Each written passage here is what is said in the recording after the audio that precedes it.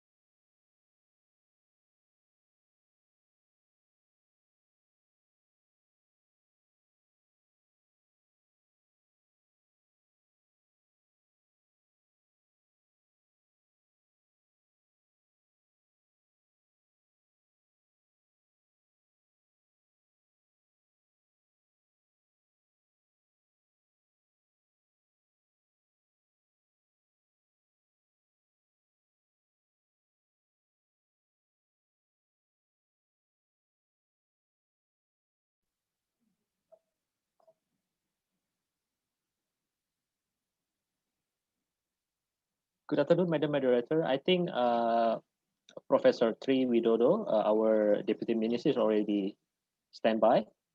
I think we can proceed to the agenda. Madam Moderator, please.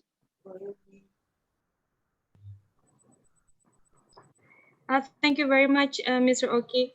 A very good morning, a very good afternoon, and also a very good evening to all participants who are attending today's webinar titled "The Role of International Seabed Authority and State Practices in Regulating Deep Sea Mining."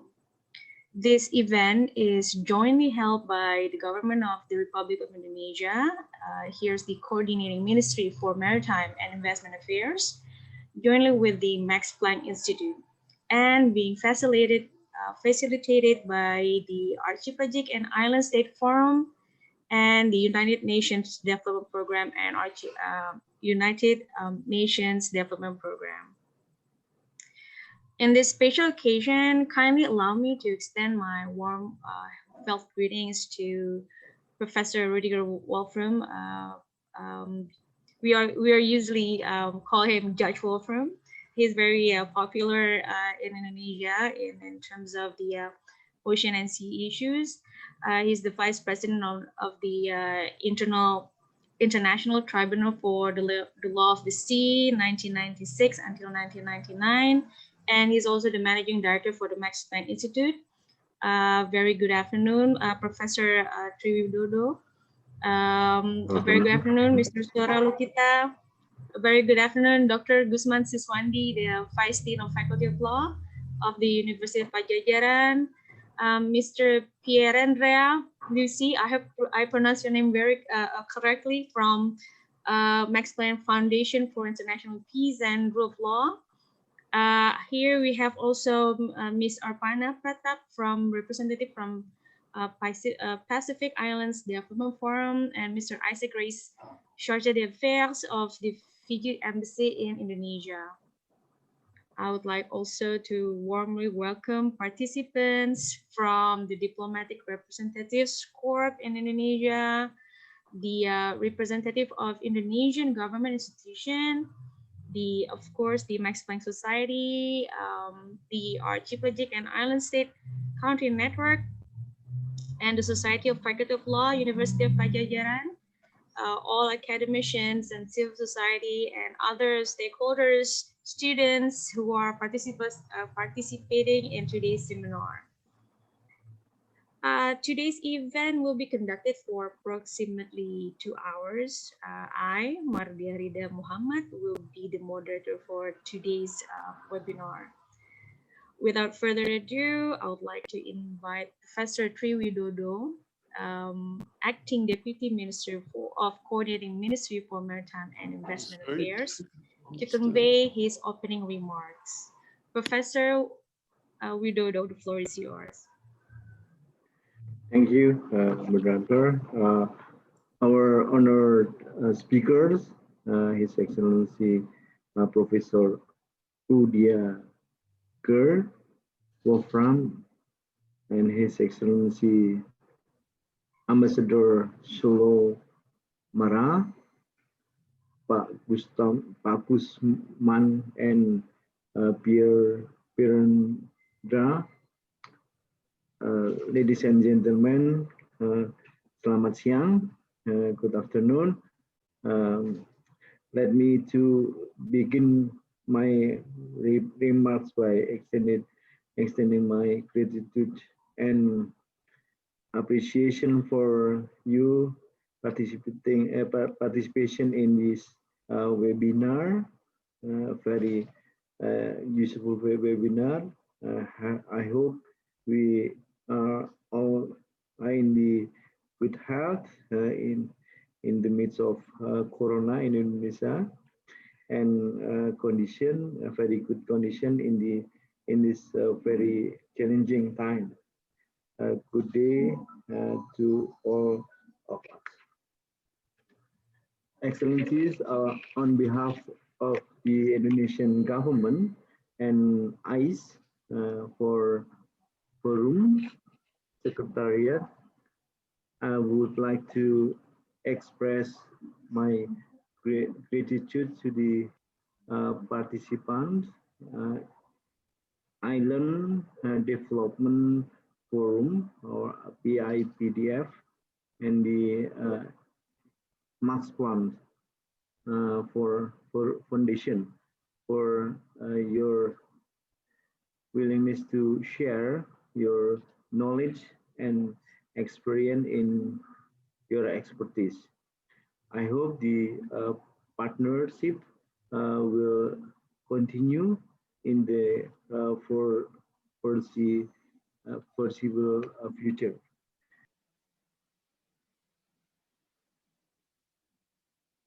Excellencies, ladies and gentlemen, I think we have technical problems, especially with the connection with the moderator.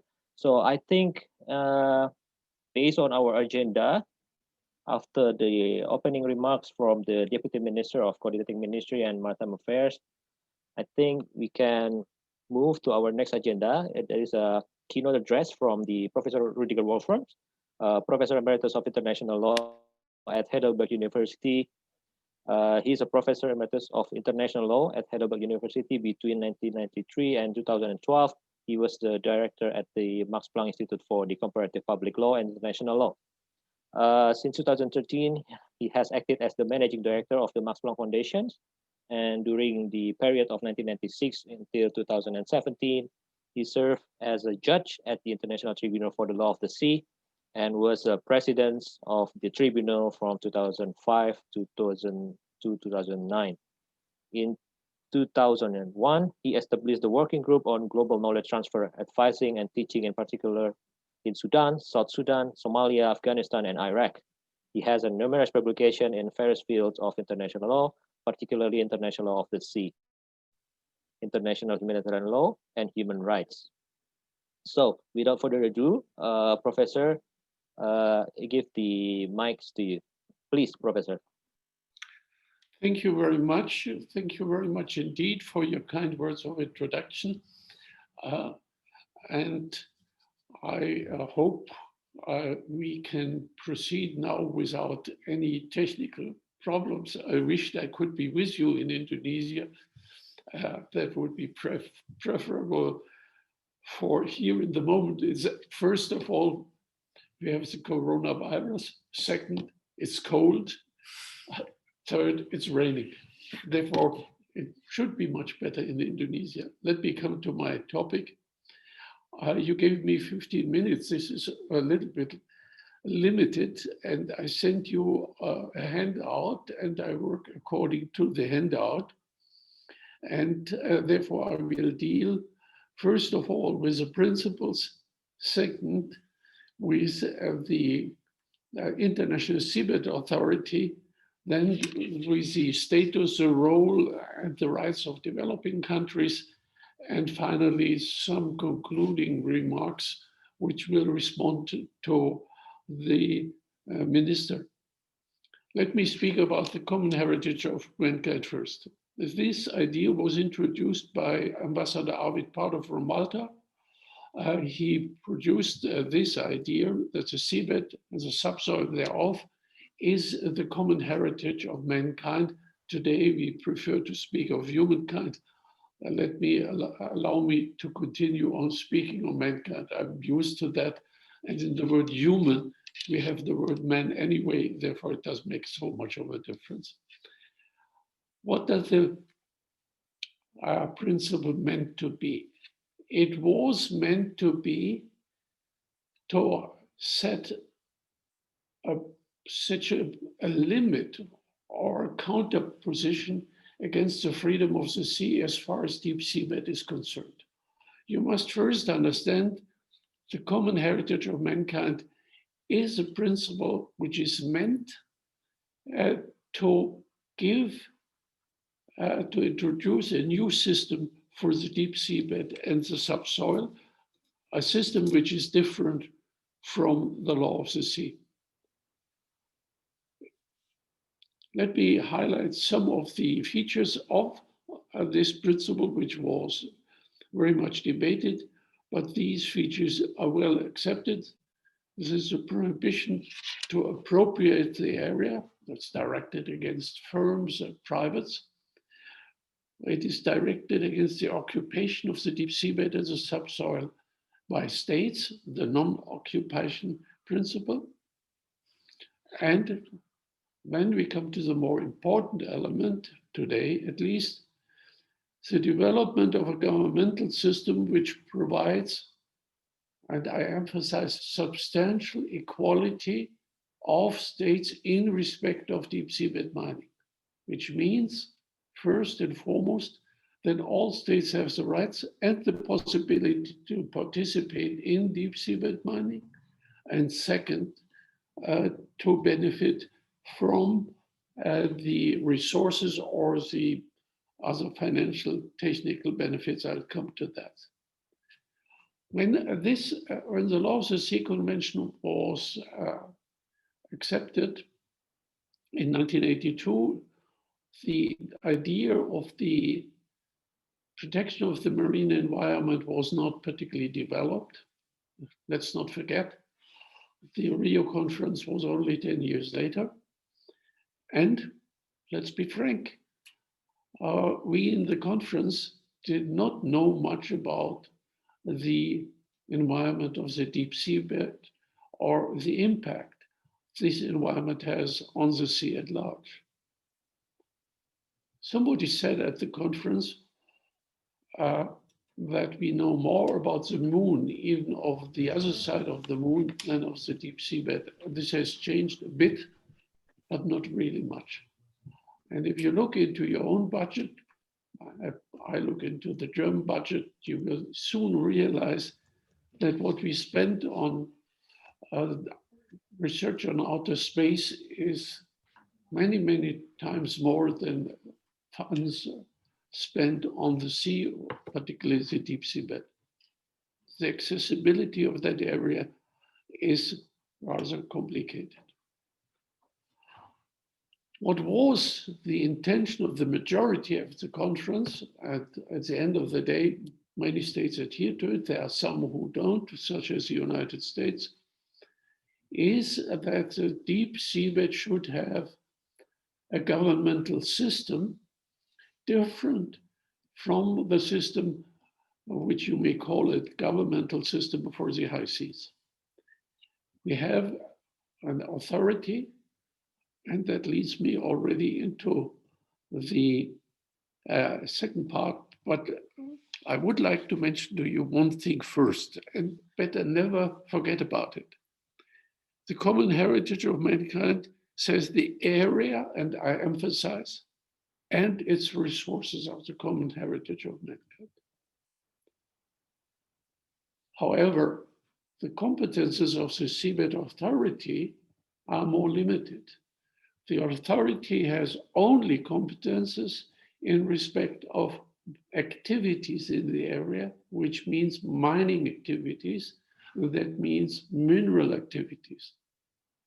Therefore, the International Seabed Authority is not the government of the deep seabed, it is only the government of mineral resource activities. And for that reason, this is a gap in the government of the deep seabed, there is room for BBNJ. This is why BBNJ is coming. Now, don't say that this gap was not anticipated by the drafters of Padjadjaran. It was. It was very much discussed.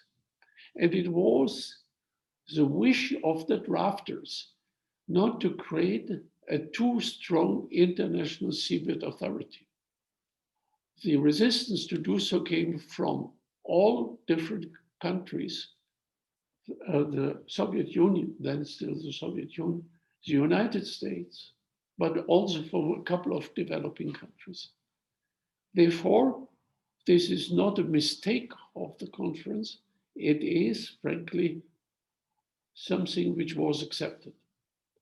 But it was accepted that we all felt there was biodiversity or biological resources was not on the agenda of the international community by then. This came only in the Rio conference. And apart from that, nobody had the feeling there was anything to protect or to use as far as biology is concerned. Therefore, we concentrated on what it was called then manganese nodules. Today we speak of polymetallic nodules. Even the polymetallic sulphites were only detected somewhat later. We have three resources. The other one are the cobalt crusts, which are not very much in the focus at the moment. Now, let me come back to what is the function and the mandate of the Seabed Authority. The International Seabed Authority is acting on behalf of the international community. May I draw your attention to Article 157, paragraph 1. And it is very important to note, it speaks of the international community, not of the member states. Therefore, the beneficiary are also non-state parties. And therefore, this has to be taken into consideration. An issue, unfortunately, always been forgotten. What are the functions of the International Authority, Seabed Authority? First, legislative functions. And to put it very straight, the regulations of the International Seabed Authority are the ones to govern mineral activities in the deep seabed. And the International Seabed Authority is the only institution having this jurisdiction, and it has a monopoly in designing the rules and regulations. This is good to understand and is very important. The mandate, however, is limited. As I already indicated, I refer to 157 paragraph 2, namely to mineral resource activities. I have, apart from that, the International Seabed Authority has certain incidental functions, which is typical for international organizations, but atypical. These incidental functions are limited. But legislative activities is not everything. The International Seabed Authority has equally implementary functions or enforcement functions. In that respect, it has some functions of its own, but for the realization of these functions, it has to rely on the cooperation with states. If you want to, with the parties to the convention. If you want to know more about that, please look into the advisory opinion of the International Seabed Dispute Chamber, which spells out this cooperation, the obligations of states parties, particularly those of the sponsoring states. Take this advisory opinion seriously, please, for it is a blueprint for the ongoing negotiations on the regulations.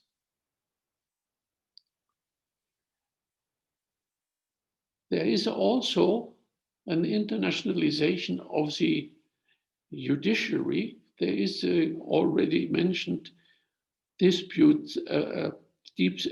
disputes chamber, a particular branch of the International Tribunal for the Law of the Sea, composed of 11 members, and it is actually a court within the court. The president of that chamber has certain functions which cannot be exercised by the whole tribunal. He is not accountable to the full tribunal, for the mandate belongs to the Seabed Disputes Chamber.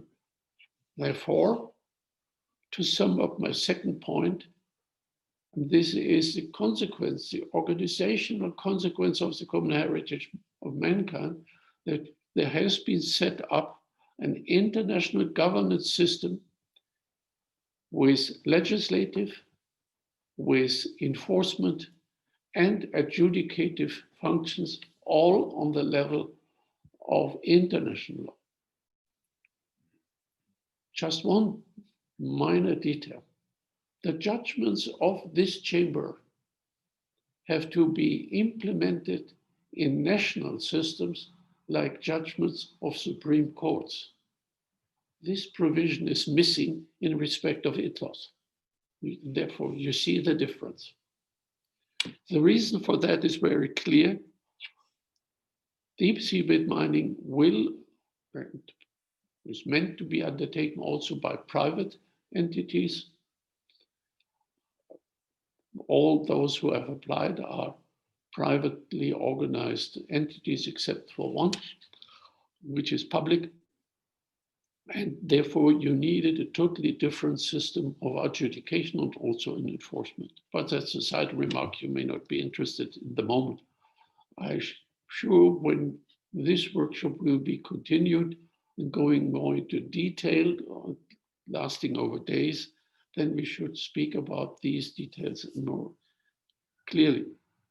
Let me now come to the third part, to which I add also, which I will divide into two parts. First, what is the right, are the rights of developing states? What are the privileges of developing states, etc.? That's one element. Second element is, what are the concerns? Some you already heard, these are environmental concerns, but you heard more about economic ones. I'll deal with both briefly. Let me, however, start to follow my handout. The rights of developing states are mentioned in part 11, the mining part, in several articles, 140, 42, 143, 44, 48, etc.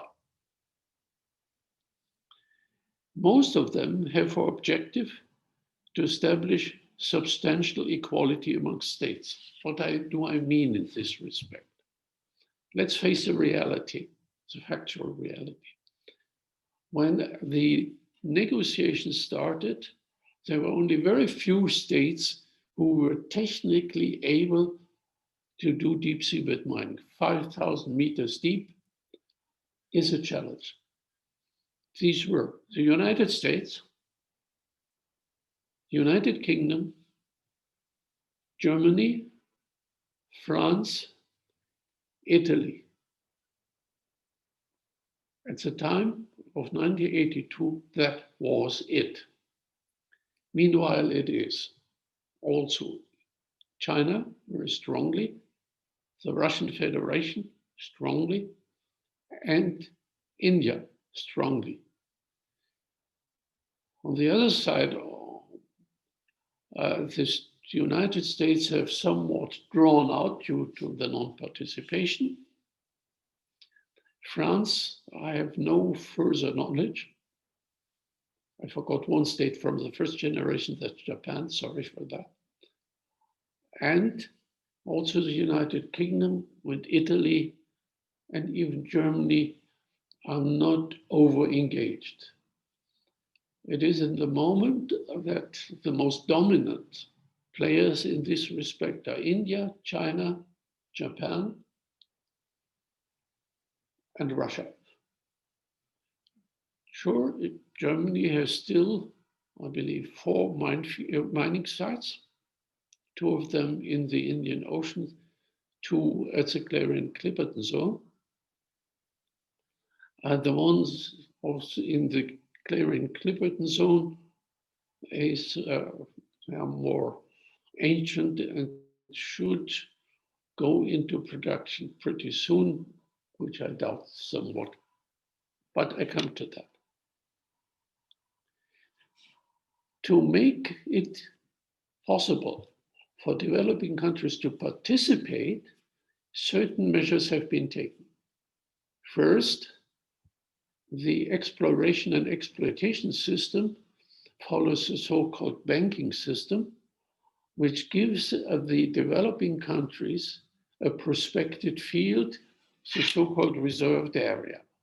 I could go into details, but I don't do. Second, there's a provision concerning transfer of technology. This has been to a certain extent curtailed in the implementation agreement. That's the agreement called the implementation agreement, although it was something else. It was an agreement to change the law of the Sea Convention before it entered into force. This was the attempt to win the support of industrialized countries. Before that implementation agreement, there was only one industrialist state who had ratified the convention. This was Iceland. And certainly this is not the predominant state in doing deep seabed mining. The one state who pushed for the implementation agreement was Brazil. For if the convention had entered into force without a developed industrialized state, it would have meant that Brazil would have to pay 25% of the budget of the International Seabed Authority. They were not very interested to do so. Then we have the revenue sharing system. The revenue sharing system will only be of benefit to the developing countries. The figures we received, I say we since I was involved in this business, at the conference were fantastic. Sure, this was a little bit optimistic, but the benefits to be derived from the deep seabed mining would be significant. Apart from that, states have to pay a certain amount on their exploration of the outer continental shelf, this goes into the same fund that is to be distributed. This is the positive side. The negative side for developing countries, heavily discussed in a small group on production, to which I, although I'm a lawyer, belonged for the whole period of time as the only German representative. It was a very selective group. You find the particular provisions in Article 151, etc. I will be, after some preparation, be ready to explain this system to a certain extent. It is rather difficult to understand. The idea behind that system is that it should be avoided that by a rush of mineral resources from the seabed, the prices for the production of minerals from land should not drop. Let's put it in real figures. One mining site on polymetallic nodules will produce as much copper to cover 70% of the world production. Can you imagine what that means for cobalt prices? It would drop significantly. The same is with manganese. The decline of copper will be less interesting. The decline of nickel is, however, also very significant. Indonesia is producing copper. My counterpart in this committee was your very renowned diplomat, ambassador, Professor Jalal. Although we very often disagreed with each other, we became quite good friends. And I just mentioned, he had a significant influence on the deliberations on the protection of land-based resources. One other aspect is the environment. When in 1982 the convention was adopted, it was considered by environmentalists one of the most modern, environmentally oriented international agreements ever deliberated. Today, it looks very much outdated in this respect. But please understand, it was never the intention of the Third UN Conference on the Law of the Sea to produce a comprehensive system on the protection of the environment in the convention. For we did not know enough about the seabed. We did not know enough of the impact of mining. And finally, we did not know enough about alternatives. This is for the International Seabed Authority to do. And if you look into the last drafts of the regulations, you will find significant rules on the protection of the marine environment. However, you should take into account two facts. Those environmental movements who claim that this will be the disaster of the sea, they never mention to you that as far as manganese nodules are concerned, only 10% of the seabed, the deep seabed, is at stake. The rest of the deep seabed area will never be mined, for there are no manganese nodules. We speak about 10%. If we go to polymetallic sulfides, it's even less. Polymetallic sulfides are in the areas of the interaction between volcanic eruptions and the deep seabed. And these sulfides, they can be mined, they can be more easily mined, more efficiently mined, and with less damage to the environment. It's not even 1% of the deep seabed area.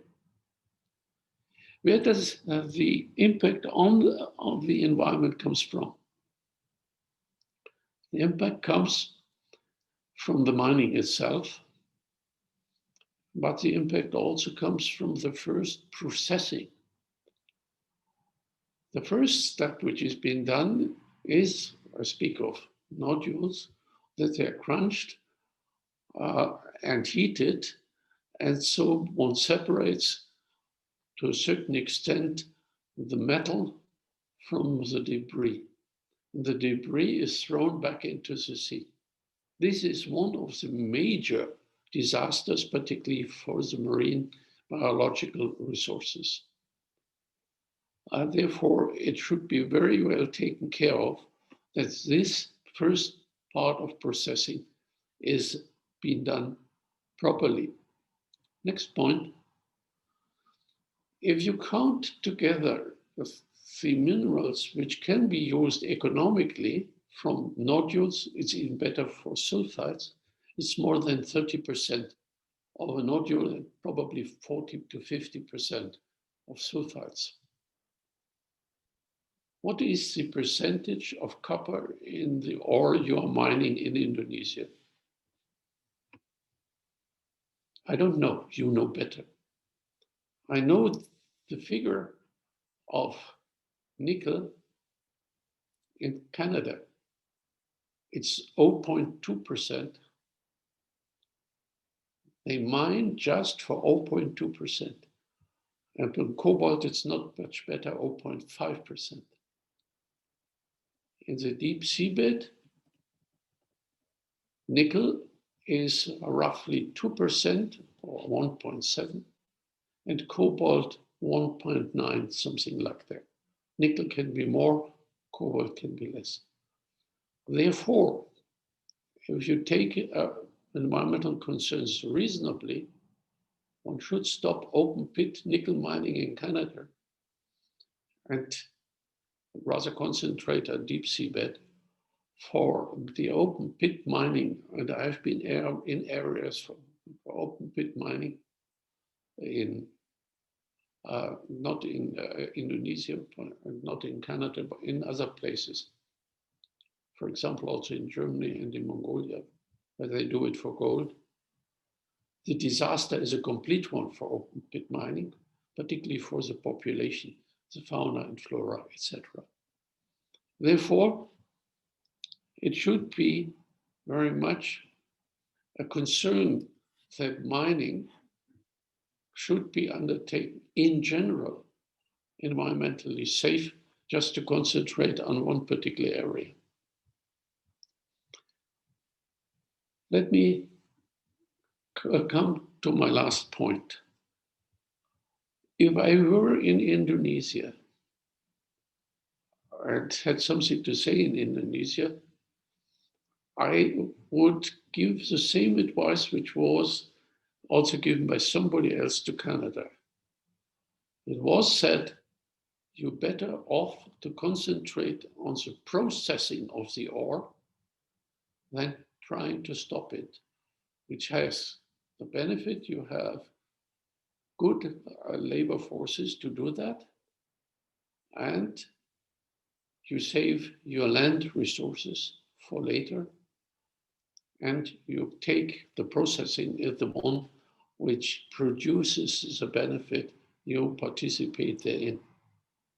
Other developing countries, particular island countries, have been participating in the activities by getting sponsoring states in favor of multilateral entities. That's another matter. And here again, I would advise you to look into the advisory opinion. Therefore, my advice, and I believe I'm accepted as an environmentalist on the legal side, look into the whole pattern of resources, resource management, which has many aspects, also using and reusing copper, nickel, etc., before one tries to stop deep seabed mining, which some of the very specialized NGOs try to convince you to do. Thank you very much. Thank you very much, Professor Wolfram. I would like to offer my apology for being disconnected previously due to the technicalities problem that just occurred. And thank you, Mrs. Sara Lokita, for taking over the keynote speech. Now, I have a note from the committee that thank you for Mr. Spencer Nayu Robinson as the representative of PIDF Secretariat from Suva, Fiji. A very good evening, Mr. Spencer Nayu Robinson. Ladies and gentlemen, distinguished participants, hear from Professor Wolfram. Now we have a guidance on that many need to be equipped with the knowledge of not only the work of the ISA to the relevant government institution, but how we can manage it constructively, especially on the involvement with the private sector on the mining and seabed mining, and also the academics. And we are also in urgent need to comprehend current exploration activities. Here, Professor noted that the processing of the ore, and also we need to comprehend ourselves and the economic potential of the mineral exploitation in the area. Therefore, I would like to invite three panelists today who will be giving their thoughts, their experience, their expertise for today. We have Mr. Pierandrea Leucci from the Max Planck Foundation for International Peace and Rule of Law, that will be further giving us the presentation on the status of exploration area and the future regulatory framework. We also very honored to have Mr. Dr. Gusman Siswandi, Vice Dean of the Faculty of Law of the University of Padjadjaran. Dr. Gusman will be conveying his thought on Indonesia's views on the rights and legitimate interests of coastal states regarding the exploitation in the area. Here, Dr. Gusman will explore on how the BBNJ and the ISA work here. And lastly, we will have His Excellency Ambassador Solo Mara, Secretary General of Pacific Island Development Forum. He conveyed the video that we can watch later on. He will be discussing or conveying the archipelagic and island states' experience in regulating deep sea mining. Without further ado, I would like to invite Mr. Pierandrea Leucci, or I may call Mr. Leo, to start the presentation. Thank you very much. Thank you very much, Marty. Thank you, everyone. Please allow me to share the screen for my presentation. Just a second. Okay. And we are ready to go. Okay, so today I would like to talk to you about the status quo of activities in the area. So in general, so we will go through what the activities are, who are the main actors, and then we will examine also the specific mining code, so the International Seabed Authority regime, state practices, so which kind of contracts have been concluded so far with the international seabed authorities, and also the national legislation adopted by states in that respect. So we can start with the first point. So activities in the areas. Professor Wolfram already mentioned the Seabed Dispute Chamber Advisory Opinion of 2011. This is certainly one of the key points that was discussed in the context of the opinion. So what do we mean with the term activities in the area? So in this table, you can see below all the different provisions which were taken into account, there was a juxtaposition between these different activities. There is a definition of activities in the area in Article 113 of UNCLOS. The definitions is all activities of exploration for and exploitation of the resources of the area. So in terms of the main points which are included into this definition, we can see that we have area, resources, and activities. As far as concerns the area and the resources, we have specific definitions in Article 111 and 133. When it comes to activities, there is not a specific definition of what exploration and exploitation mean, right? By means of the juxtaposition, as I said, of a number of provisions, the Seabed dispute chamber concluded, for instance, that, as you can see in the red table, for instance, prospecting, processing, which is not shipboard processing, marketing, and transportation are not included into the activities in the area's definition, so exploration and exploitation, at least under the convention, because, for instance, we have a specific definition of exploration and exploitation into the regulations for explorations of nodules, sulphites, and, for instance, for manganese crust, which is a little bit different because it is broader in scope. And then on the other hand, we have what activities in the area means. As you can see in the on the other hand, in the green table, we have drilling, dredging, excavation, disposal of waste, coring, shipboard processing, and so on. But who are the actors? We have Article 153, paragraph 2, indicating the two key actors.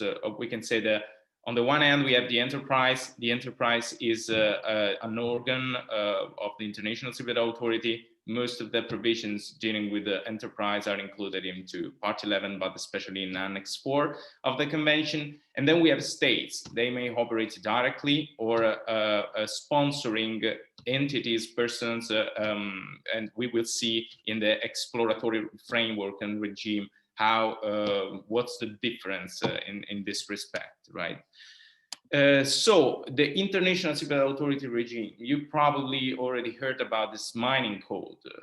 The mining code is the set of rules, regulations, procedures adopted by the authority to regulate activities in the areas, but we also have, let's say, secondary sources, like several criteria for the extensions of terms for explorations were adopted in 2015, a number of communications guidelines for implementation. So it's the whole package, we can say, of rules. In particular, as we know, we have these three main regulations for nodules, sulfides, and the ferromanganese, cobalt-rich ferromanganese crust. The text and the content we can see in the language used by these regulations is virtually identical, but of course they are resources specific. So there are several distinctions made within which are relevant, especially if compared, for instance, to the draft exploitation regime, we will see in a minute. Exploration regulations. So the key elements, it's not, we don't have the time to go into much detail in this respect, but as you can see, the exploration regime, it's quite straightforward. We have a number of stages. Of course, it depends on the actors. As I mentioned before, we have different actors on the Article 153, paragraph 2. So in this respect, for instance, we have if the activities are conducted by the enterprise, of course, there are certain requirements. If the activities are conducted by states directly or as a sponsoring state, there are others. But in general terms, we can see that the procedures is, there is a submission of a plan of work. The plan of work shall include certain informations. For instance, in respect of states, it must include also, as Professor Wolfrum mentioned, reserved areas for the enterprise international community. Then if an entity is acting sponsored by a state, is necessary a certificate of sponsorship and so on. But in general terms, as you will see in the next slide, there are a number of elements of passages, procedures, which are quite similar. We have submission of a plan of work. We have the adoption of the plan of work by the Council of the authority. Then we have the possibility to enter into contract with the authority, and eventually there is a possibility to conduct activities, of course, depending on the different activities or exploration or exploitation, under terms and the conditions which are included into, in this case, the regulations, for instance.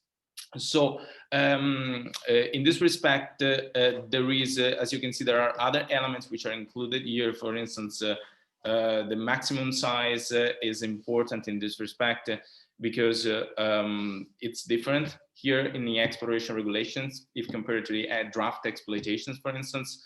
And we have other elements like this preservation reference zones is, for instance, an aspect. It's a sort of marine protected areas of the seabed, which is not specifically regulated under this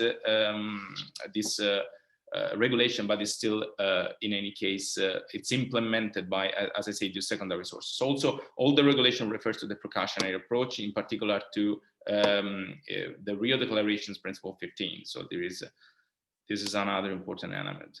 As I say, that this is just an example of how the procedures of, in any case, the whole process develops depending on who is conducting these activities. Moving on, we have, in this case, the draft exploitation regime. So this is still an ongoing process, as we know. Negotiations started in 2014. Then at the 25th session of the authority, it was discussed the last draft. Unfortunately, due to COVID-19 crisis, it was necessary to postpone the 26th session, but it started last week. Now, there are new developments in this respect, and in particular, it was very important in this time frame, in any case, in this time window. There was a possibility for states to send comments on the draft, and we will see in the next slide that there are some open issues which has been stressed, for instance, and indicated by states. The procedures is almost, it's very similar, let's say, not almost identical, but very similar to that one, which is included into the exploration framework. So we have still plan of work, approval by the council, then there is a contract and so on. But there are several these differences. In particular, I used to say that the draft regulations on exploitation are complete and complex. Complete in terms of, we can say there is not like we have in the draft, the exploration regime, there is not a resources specific orientation. So we don't have, for instance, regulations for nodules, regulations for sulphites and for crust. We have a general, we can say a complete test covering all the resources. It doesn't mean that if you have a contract, for instance, for nodules, and you find also sulphites into the site, you can also conduct activities for that. So in any case, there is a differentiation in terms of regime, but it's more complete, the test. Complex is, of course, we are talking about exploitations, or so there are different conditions, different requirements which are relevant in this respect. There are a number of annexes for implementation along schedule with the different reference and definitions. So it's definitely more complex in that respect. With regard to the exploitation regime, as I said, it's pretty similar to that one in terms of procedures examined before, but there are several important distinctions. In particular, as you can see here, there is, for instance, under the explorations, there is a 150,000 maximum size, while in this respect, we have different sizes depending on the resources. Not 15 years, but we have 20 years for the contract plus 10 of renewal. While for the exploration, there was 15 years plus 5 years regulated by certain criteria that were adopted in 2015. And in particular, I would like to spend a few words more on this point. This is the termination clause. This is a clause that was it's included now in the draft. It's draft regulation 21. Under Annex 3 of the Convention of the UN Convention on the Law of the Sea, which is the annex dealing with mining activities, there is this Article 18. Article 18, paragraph 1, subparagraph A, indicates a procedure for the termination of contracts for activities in the area. This procedure is a very complex one because it requires, for instance, it requires, for instance, at least two conditions. The first one is a serious, willful, and persistent violation, and the second one is a warning from the authority. Now, these 2 points, as you know, set a very high threshold for the termination of a contract. The good thing about the exploration regime is that in a draft article, in regulation 29 of the nodules regulation and in regulations 31 of the other two regulations, so for sulphites and cobble-rich crust, there was included a new instrument and means for the termination. So if you are a sponsored entity, for instance, and there is, for some reason, under national legislation adopted by state, a termination of the certificate of sponsorship, then you as an entity have this 6-month window to find a new sponsor. If you don't find a new sponsor in 6 months, then there is an ex officio termination of the contract, which is a very important instrument, as you can see, because it means that it gives more responsibility to states, so they can establish under national legislation, for instance, very high standard. For instance, Tonga, Kiribati, UK, under the national legislation have adopted, embraced this kind of approach. And they have an impact on the certificate of sponsorship, which can trigger this specific mechanism. At the same time may lead to the termination of the contract. But there was a problem under the exploitation regime that in this 6-month window, the entities were still allowed to conduct activities in the area.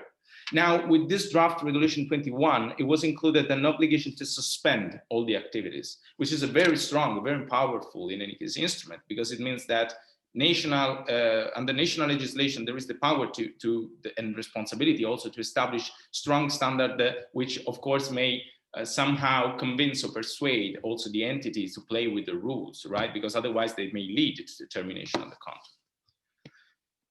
Moving on to the next one. So quickly, we don't have the time to go through all this point, but just for you to know, this is a list of the different elements and issues which were examined by states. So these result from the comments sent by state in 2019.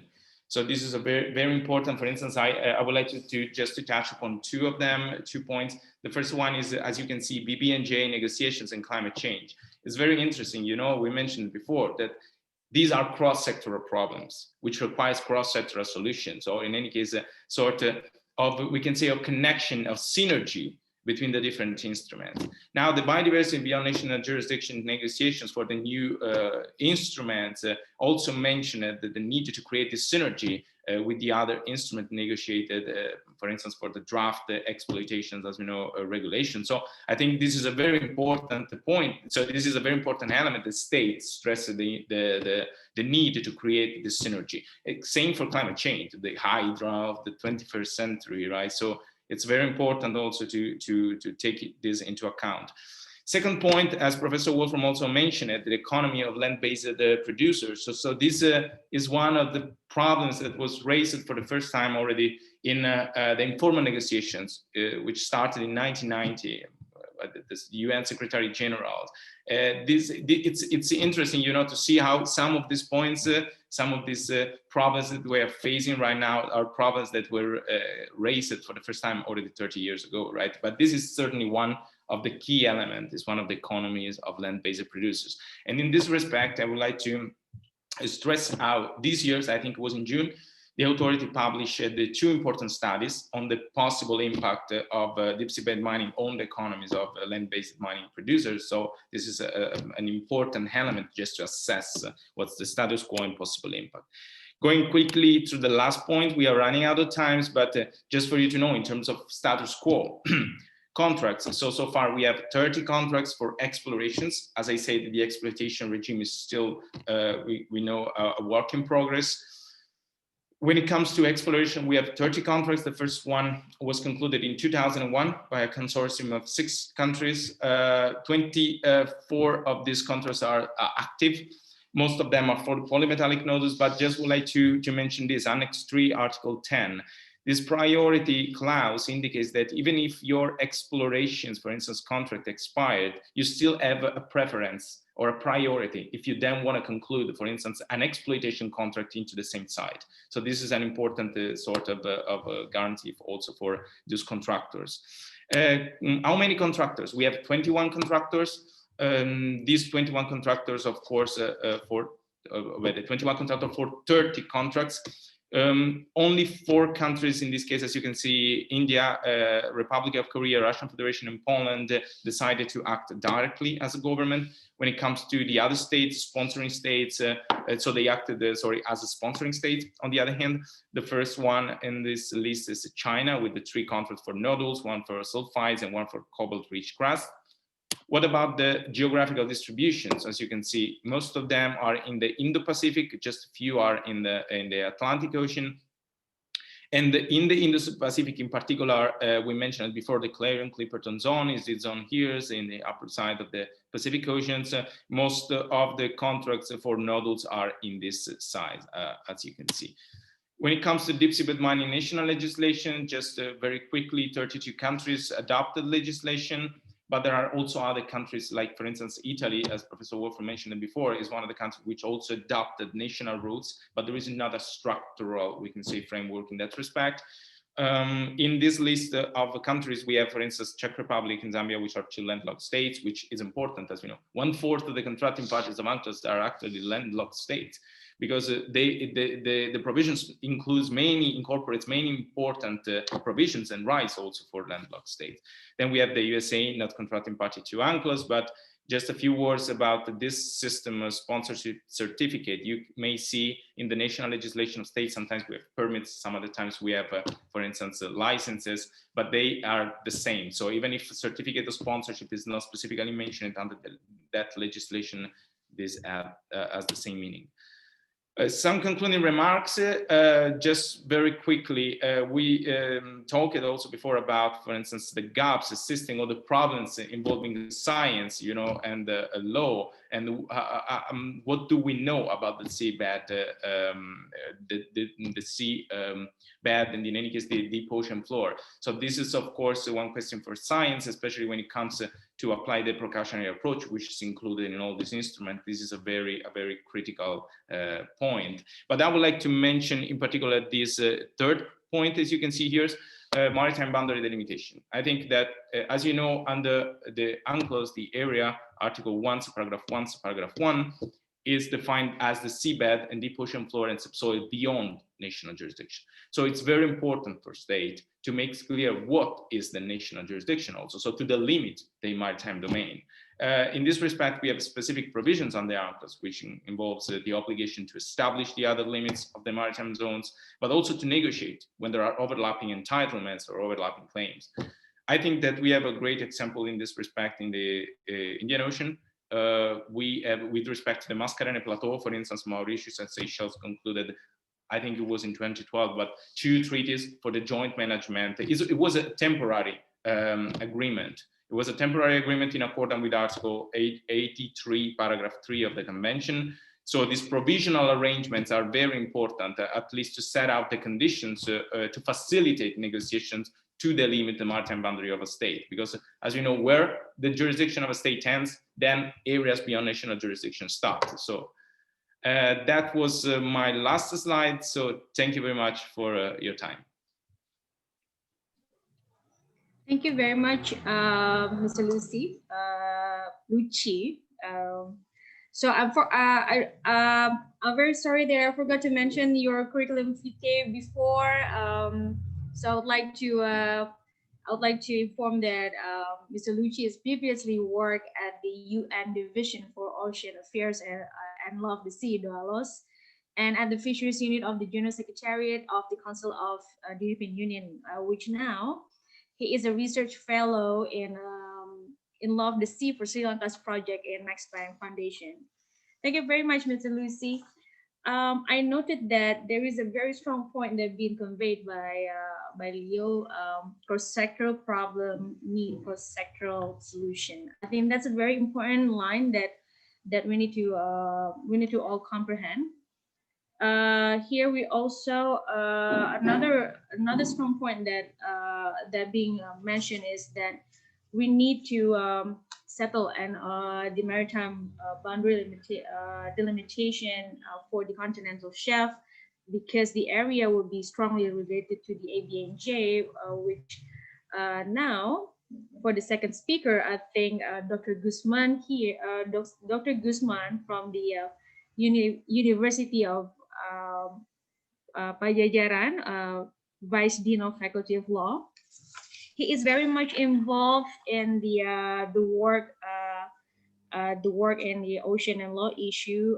He is a member of the compliance committee of the Cartagena Protocol on Biosafety to the UNCBD. He is now a director for Indonesian Center for the Law of the Sea, IC Laws, University of Padjadjaran, And he is also the legal advisor for numerous Indonesian ministries, including Ministry of Environment and Forestry, Ministry of Foreign Affairs, Ministry of Marine Affairs and Fisheries, Ministry of Transportation, and the coordinating Ministry for Maritime and Investment Affairs. He is also very much giving advice to the negotiating team of Indonesia for the BBNG. So I think it's going to be very much interesting to hearing a lot from Dr. Gusman. Dr. Gusman, I'd like to invite you to give your presentation. Thank you. Okay, Bismillahirrahmanirrahim. Thank you very much, Bu Mardi, for the very kind introduction. And thank you also for the organizers for inviting me. It is such a privilege to be here among other renowned speakers, Professor Wolfrum and also Leo. Thank you very much for both of your presentations. Allow me first to share my slides.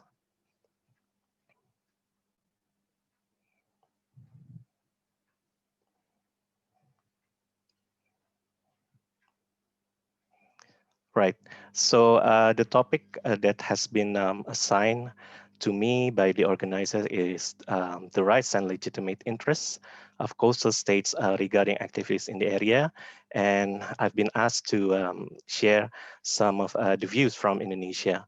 Although in the first place, maybe I have to mention here that Indonesia, as maybe everyone can also indicate from Leo's presentation, that we are not yet participating in the contracts regarding the area. So what I would like to share here is probably the what has been happening at a national level, and perhaps some views regarding our visions. Perhaps if then one day we decide to also participate in the activities in the area. So I have four main points to discuss in this morning, afternoon, and evening. So the relevant UNCLOS provisions, I think, have been explained very clearly by Professor Wolfram and also some by Leo in the previous presentation. So I would like perhaps to elaborate more on Indonesia's engagement at the International Seabed Authority process, and also the current development with respect to the activities in the area at the national level. As Bu Mardi also mentioned, perhaps there are also some relevance of our discussion today with what is happening at the negotiation on the international legally binding instruments on marine biodiversity beyond national jurisdiction. And lastly, I would conclude with some observations. So I think most of these articles have been explained by previous speakers. Just would like to perhaps highlight on the if I think most of everyone here are familiar with the ISA website. On the website, you can have this information about the maps where the exploration and exploitation will take place on the deep sea bed. And as you can see from the map, Indonesia, of course, has a strategic position as it is located between two main oceans, the Indian Ocean and the Pacific Ocean. So of course, as a state party to the Law of the Sea Convention, we uphold this principle of the common heritage of mankind. And we also recognize these rights and legitimate interests, especially in our case where we would likely to have these perhaps some concerns with activities taken in the area which is adjacent to Indonesia's jurisdiction. We also have a specific concern on the issues like marine scientific research, technology transfer, and of course the protection of the marine environment and human life. And also as a part of the developing states, we also have a stake in implementing, for instance, Article 148 of the convention. We are also a state party to the 1994 implementing agreement on Part 11. So when especially perhaps when we join the group in the exploitation activities in the area, we also have to observe this implementing agreement. Especially, we also have to conduct perhaps further research and also preparing ourselves if then the impact on the economies of land-based mineral producers will take into play. So as Professor Wolfram has mentioned, we are honored that we have Professor Hasim Jalal as the first president of the International Seabed Authority Assembly back in 1996. So I think this reflects one of the contribution of Indonesia to the development at the ISA. And the previous speaker, Leo, also has just explained about this draft exploitation regulations, which I think are very instrumental in determining perhaps the way ahead for exploration and exploitation activities, especially in the area. And from the submission that has been delivered by Indonesia, we can see here the reaffirmation of Indonesia's position as the largest archipelagic state bordering Indian and Pacific Oceans. And it is mentioned also in the submission that Indonesia we are not the largest in everything, but in some cases, we have some concerns as a land-based producer of some key minerals. And we also, in the submission, we elaborate these key principles regarding activities in the area. So again, here we really uphold this principle of common heritage of mankind or humankind. And then we also strongly agree with the concerns of marine environmental protection, precautionary approach, and as an adjacent coastal state, we also have delivered our rights and legitimate interests with respect to the exploitation in the area. And we also note some issues regarding protection for the adverse impacts of exploitation and to ensure our effective participation in activities in the area. So I think this has been explained very clearly by Leo's presentation regarding the contracts for exploration. And as you can see, Indonesia has not yet joined the group. So Indonesia is not yet on the map until now. From there, I would like to explain or to describe what has been happening in Indonesia with respect to the participation in the area. So in 2014, we promulgated this law, which is called Law on Marine Affairs, or in bahasa Indonesia is called Undang-Undang Kelautan. Well, basically, under this law, we reaffirm the importance of Law of the Sea Convention and its fundamental principles with respect to the utilization of natural resources, especially or particularly in area on beyond national jurisdiction as well. So as we can see under this law, under Article 9, for instance, we here provide the right to claim extended continental shelf. And as to the Indian Ocean, we have already our proposal has been approved by the Commission on the limits of the continental shelf. So, and that perhaps would be also one of the areas where it would have some relations with the activities taken in the deep seabed in the Indian Ocean, especially. And also under Article 12, we here recognize the party that we have this right to participate on the activities in the area. That's under Article 12, and thereby we also should initiate international agreements and cooperation in this regard. Following the law, the 2014 law, our government also has promulgated the Presidential Regulation number 16 year 2017. It is regarding the Indonesian Ocean Policy, and the coordinating ministry for maritime affairs, as well as other ministries, have been very instrumental in developing this policy. As you can see, I quoted here one of the paragraphs from the text of the policy that Indonesia also acknowledges its rights and the possibility or the prospect to participate in the management, not only the deep seabed, but also high seas.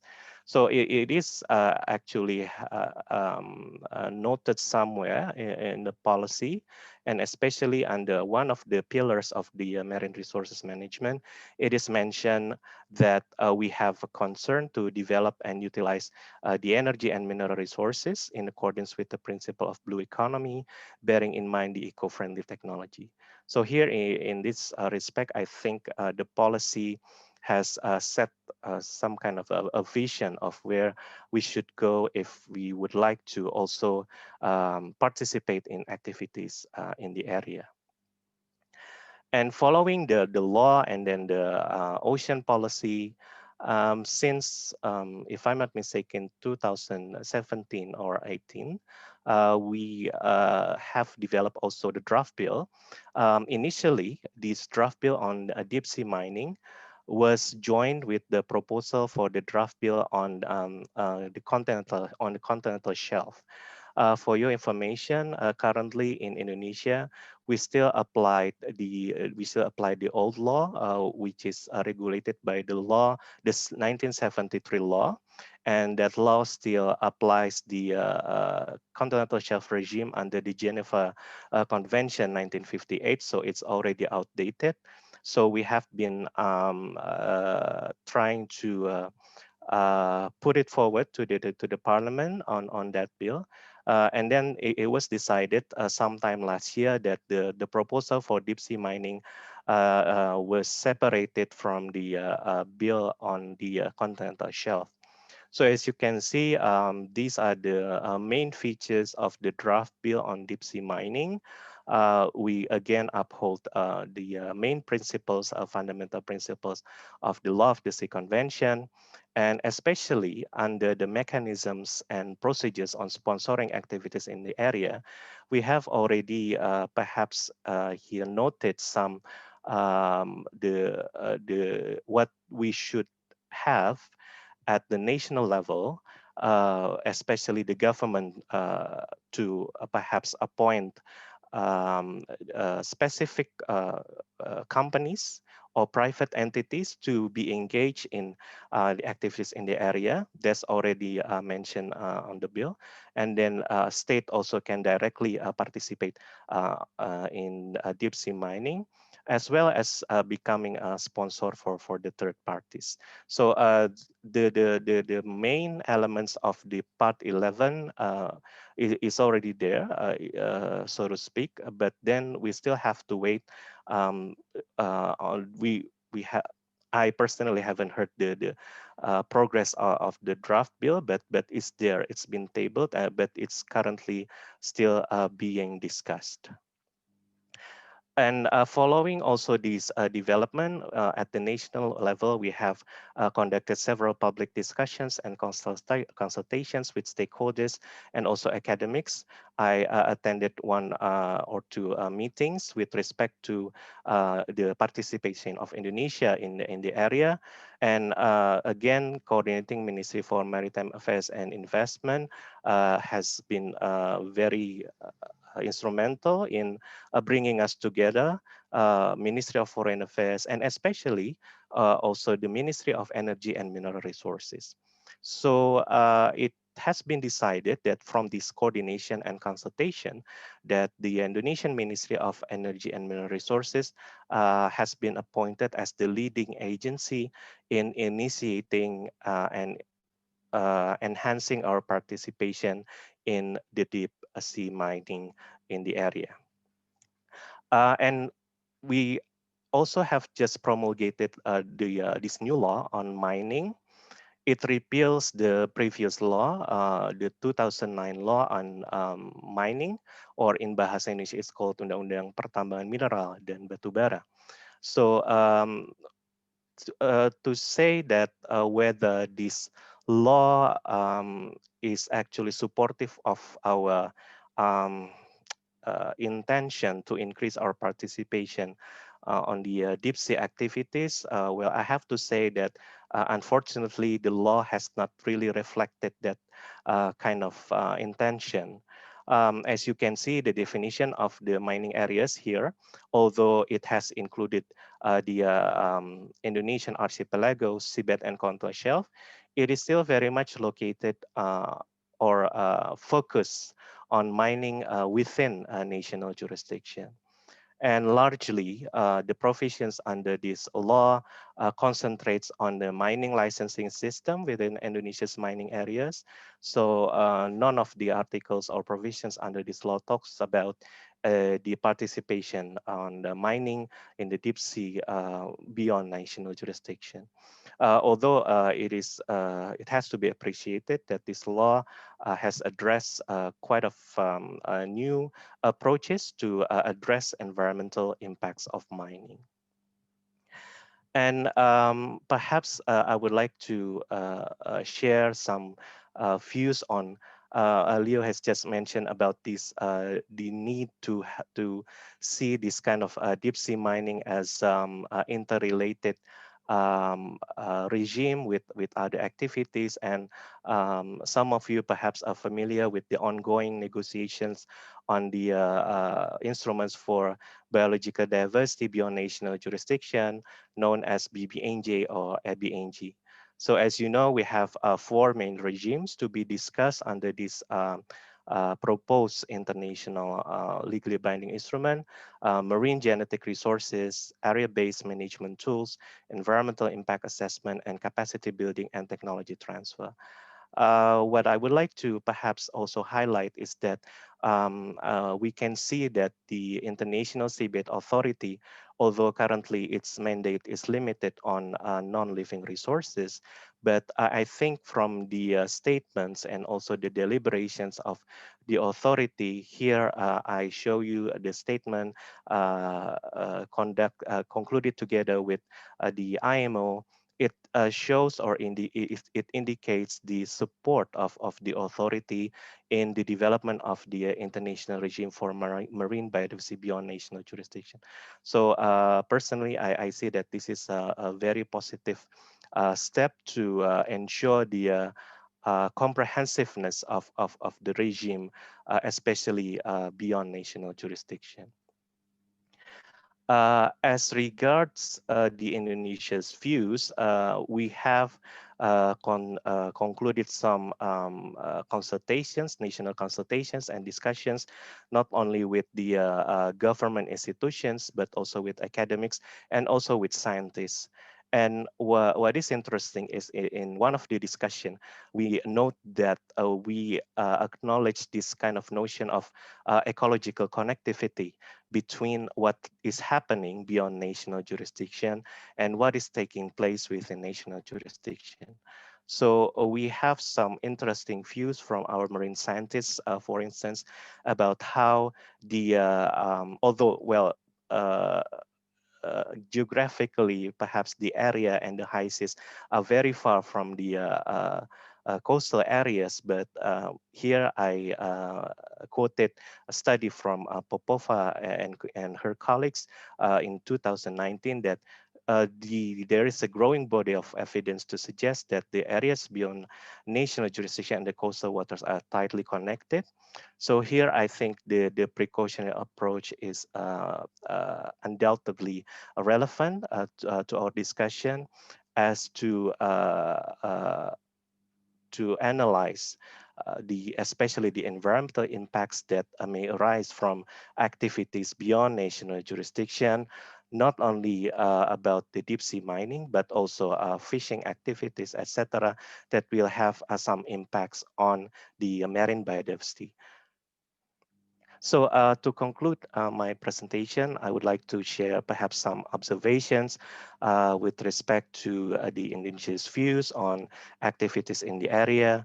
So first, I think when we look at Professor Wolfrum has explained this very clearly about what is the principle of common heritage of mankind. But I think perhaps I would like to again ask us to revisit this principle, that this principle not only endows rights for the states to participate in the area. It doesn't only guarantee the equity and fairness among countries in this utilization of the area and its resources, but also I think it is also reflected under the resolution that before this principle was adopted, that the environmental concerns and also sustainable use of the resources is also a part of the principle. So it's not only about the utilization itself, but also how we can also use this principle to ensure sustainable use of resources on the deep sea. And secondly, I think for the Indonesia's views, for the Indonesian experience, as we haven't yet participated in the activities in the area, I think at the national level, we still have to increase participation of relevant stakeholders, have more coordinated and concerted efforts. We haven't really talked, for instance, with the private entities about the possibility of our participation.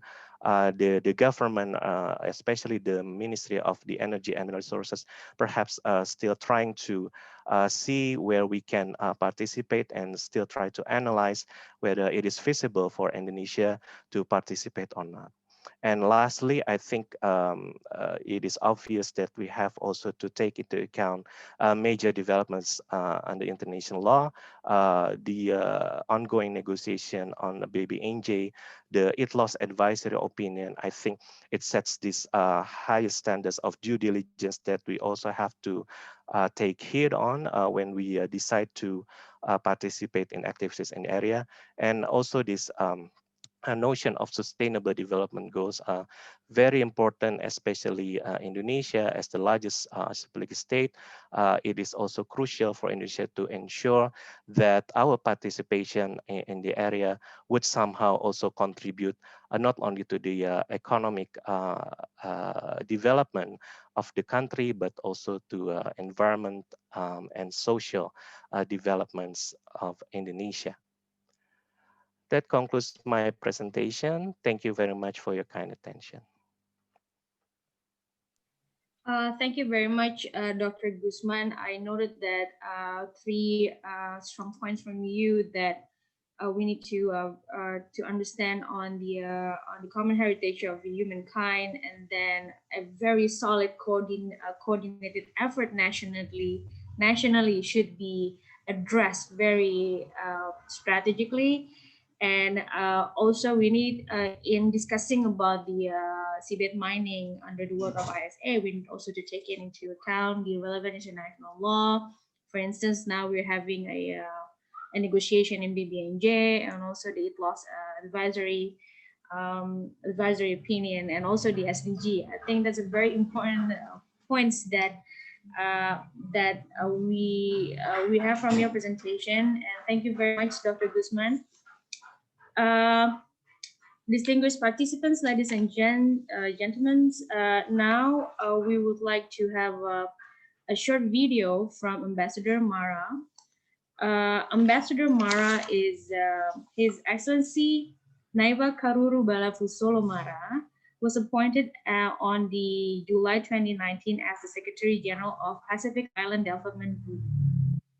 Ambassador Mara began his government service as an official in the Ministry of the Interior in 1989, and then he moved to the Office of Prime Minister in 1991, and he is also now, before that, he's the Fiji ambassador to the United States, and before that, he's the High Commissioner to the United Kingdom.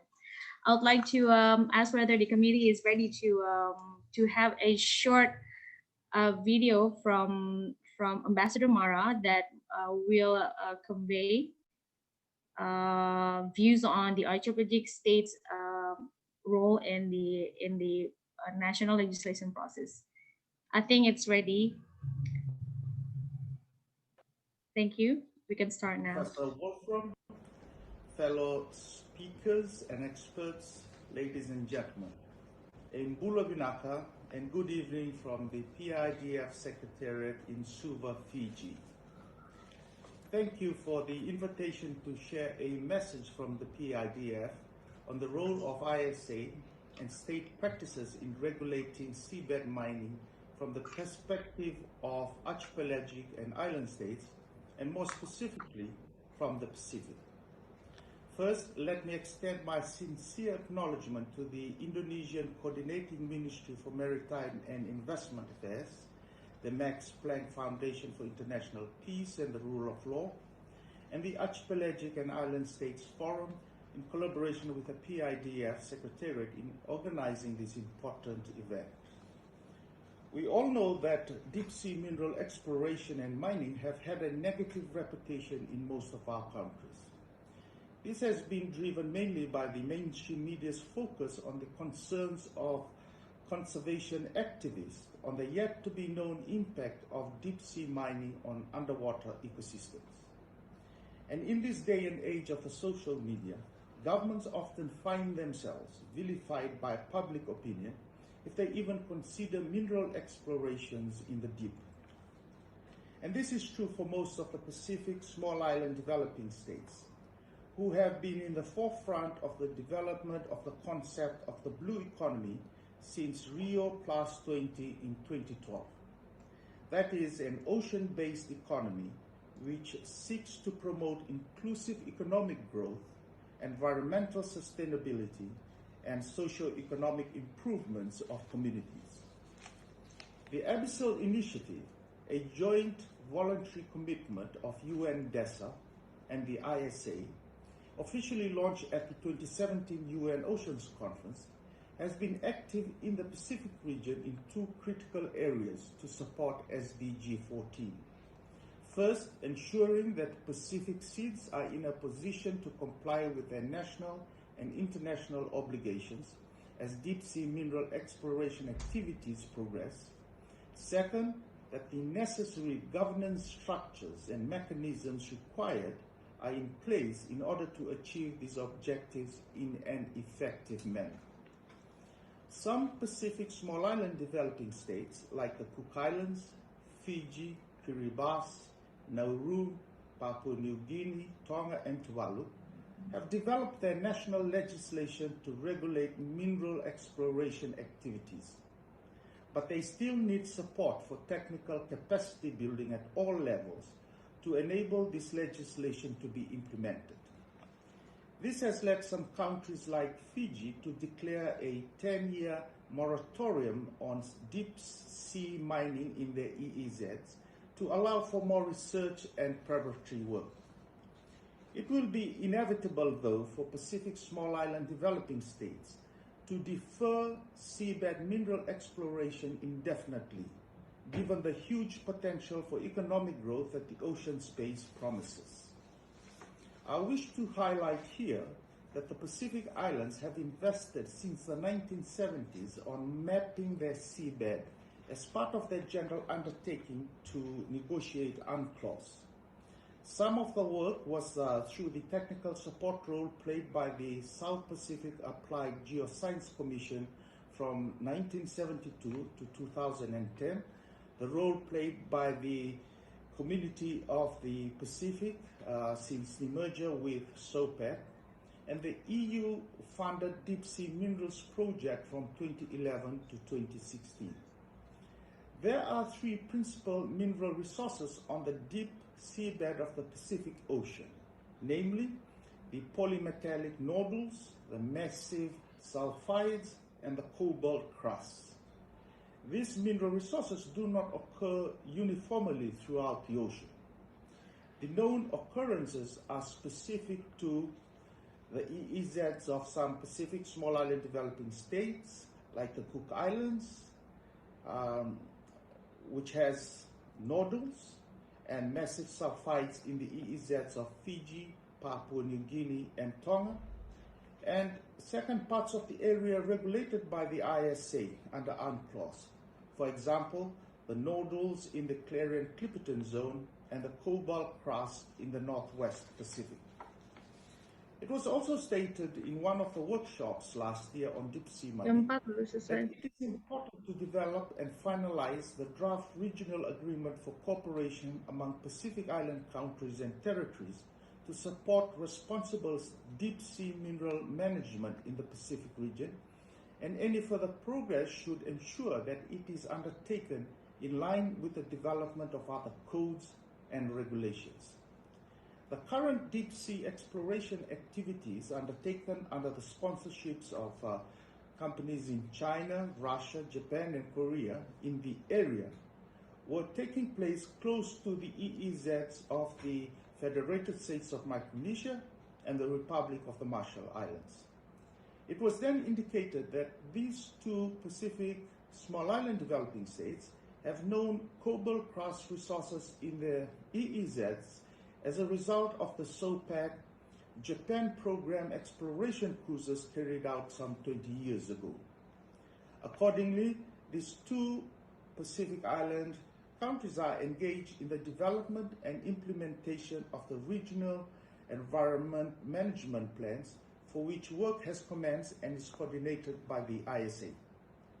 There are 5 Pacific small island developing states with active exploration licenses in their EEZs. That is Fiji, Papua New Guinea, the Solomon Islands, Tonga, and Vanuatu. Since 2011, 4 Pacific Island small island developing states, namely the Cook Islands, Kiribati, Nauru, and Tonga, have become sponsoring developing states with the ISA, supporting contractors with active 15-year exploration contracts in the reserved areas of the polymetallic nodules in the Clarion-Clipperton zone of the Central Pacific Ocean, extending east from the EEZ of Kiribati. These are Nauru with deep green in 2011, Tonga with Nautilus minerals in 2011, Kiribati with deep green in 2013, and Cook Islands with GSR in 2014. It should be noted that the influence of the global metals market on the demand for deep sea mining, in particular metal prices of the metals common in the polymetallic nodules, manganese, cobalt, nickel, and copper, is a strong determinant in the push towards seabed mining. A good example is the substantial increase in metal prices as a result of the current changing world demand, which is responding to communication technology advances and electrification in response to renewable energy initiatives to combat climate change. I'm sure we can all agree that there is a strong interlinkage between the planned extraction of marine-based minerals and other development agendas such as maritime security, trade and transport, medicine and human rights, and the conservation and sustainable use of marine biological diversity in areas beyond national jurisdiction. For the Pacific small island developing states, I agree that the following objectives of this seminar is very, very relevant. One, that is, we need to raise awareness about the work of the ISA to relevant government institutions, private sector entities, and academics. Two, we need to explain more on the current exploration activities and the economic potential of mineral exploration in the area. And three, we need also to explain state practices for developing national legislations on seabed mining. And the fourth, we need to provide an avenue for strengthening collaboration on maritime governance. And I do hope that these discussions that we are having here today with the under the Archipelagic Island States Forum platform will go a long way in addressing some of these immediate and urgent concerns. I thank you. Thank you very much. Distinguished participants, all panelists, we are having heard the video of Ambassador Mara. We're taking note, the important notes from this video. I would like to inform you that Professor Wolfram will we only have time for us in 15 at max 20 minutes. So I will open the session of questions and answers. The committee already collected several questions. We have 11 questions, but it's going to it will be short. It will be sorted. We have the question from Indonesia. We have the question from India. We have the question also from Fiji. So Professor Wolfram, we have 3 questions that will be forwarded for you. The first question is coming from Devlin, Faculty of Law, Brawijaya University. Many mining companies want access to seabed beneath international waters. How about one of these companies make mistakes that pollute the sea and threaten the ecosystem in the sea? For example, like leakage of crude oil and etc. Should the company responsible for it immediately, or there is a sanction from the authority? That would be the first question. The second question would be coming from... I have them in front of me. Oh, great. So yeah, we have question also from Mr. Ankit Malhotra from Jindal Global University, India, to Professor Wolfram and Mr. Leucci. And we also have the question from Mr. Yulong from TBA to Professor Wolfram. So Mr. Ankit, so since Professor already have the question in front of you, now I'd like to invite Professor Wolfram to address this question before another question will be forwarded to other panelists. Thank you very much, Professor Wolfram. The floor is yours.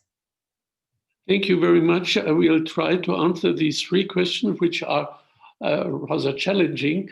And when I have left, you can ask Mr. Leucci, then he will answer these questions. As to the first question, this is a question on liability.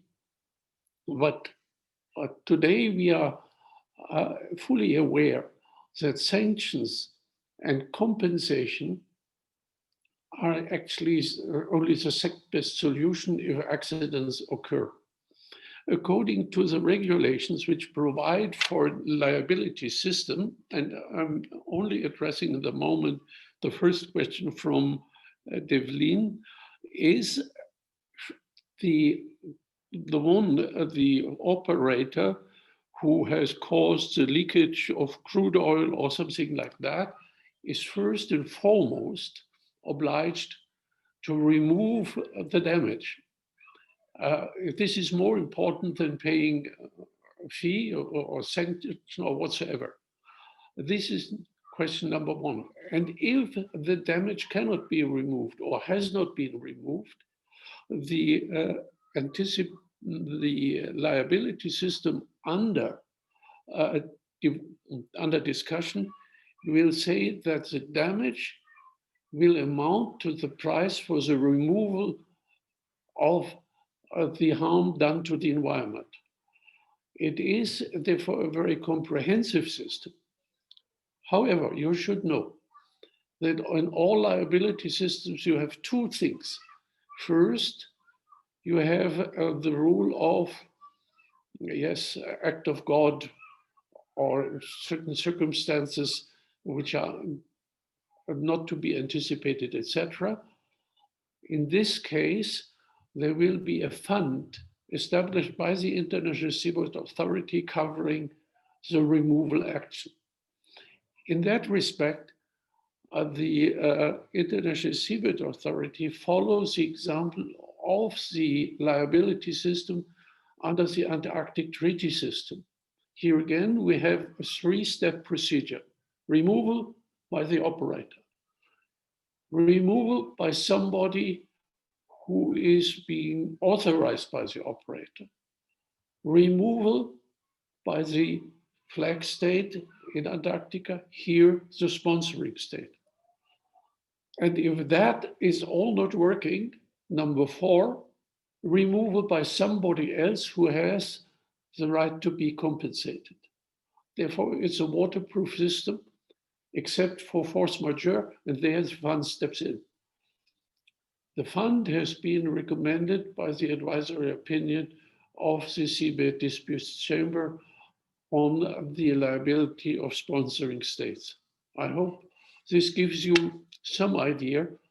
I must tell you, this liability system is the strictest one, a little bit second to the Antarctic system, which is not fully implemented, and a little bit like the outer space liability.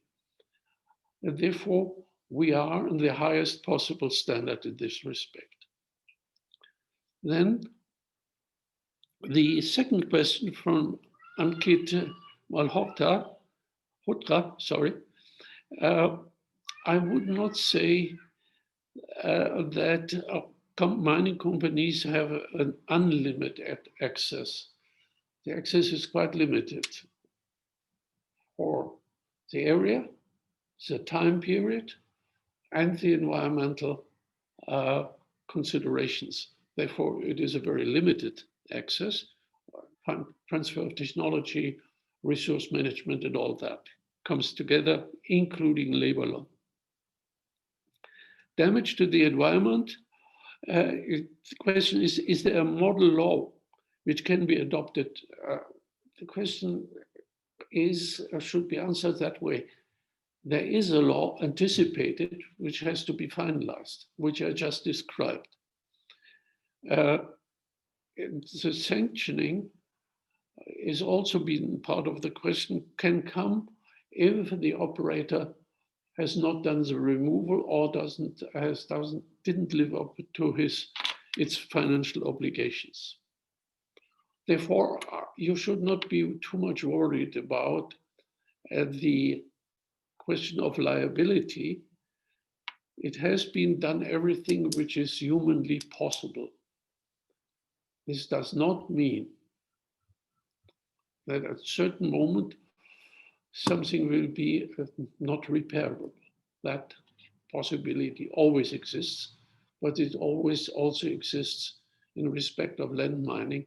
And I would say that of the mining in the deep sea, that the liability regime goes far beyond the land mining system. The third question by Yu Long is on a totally different aspect.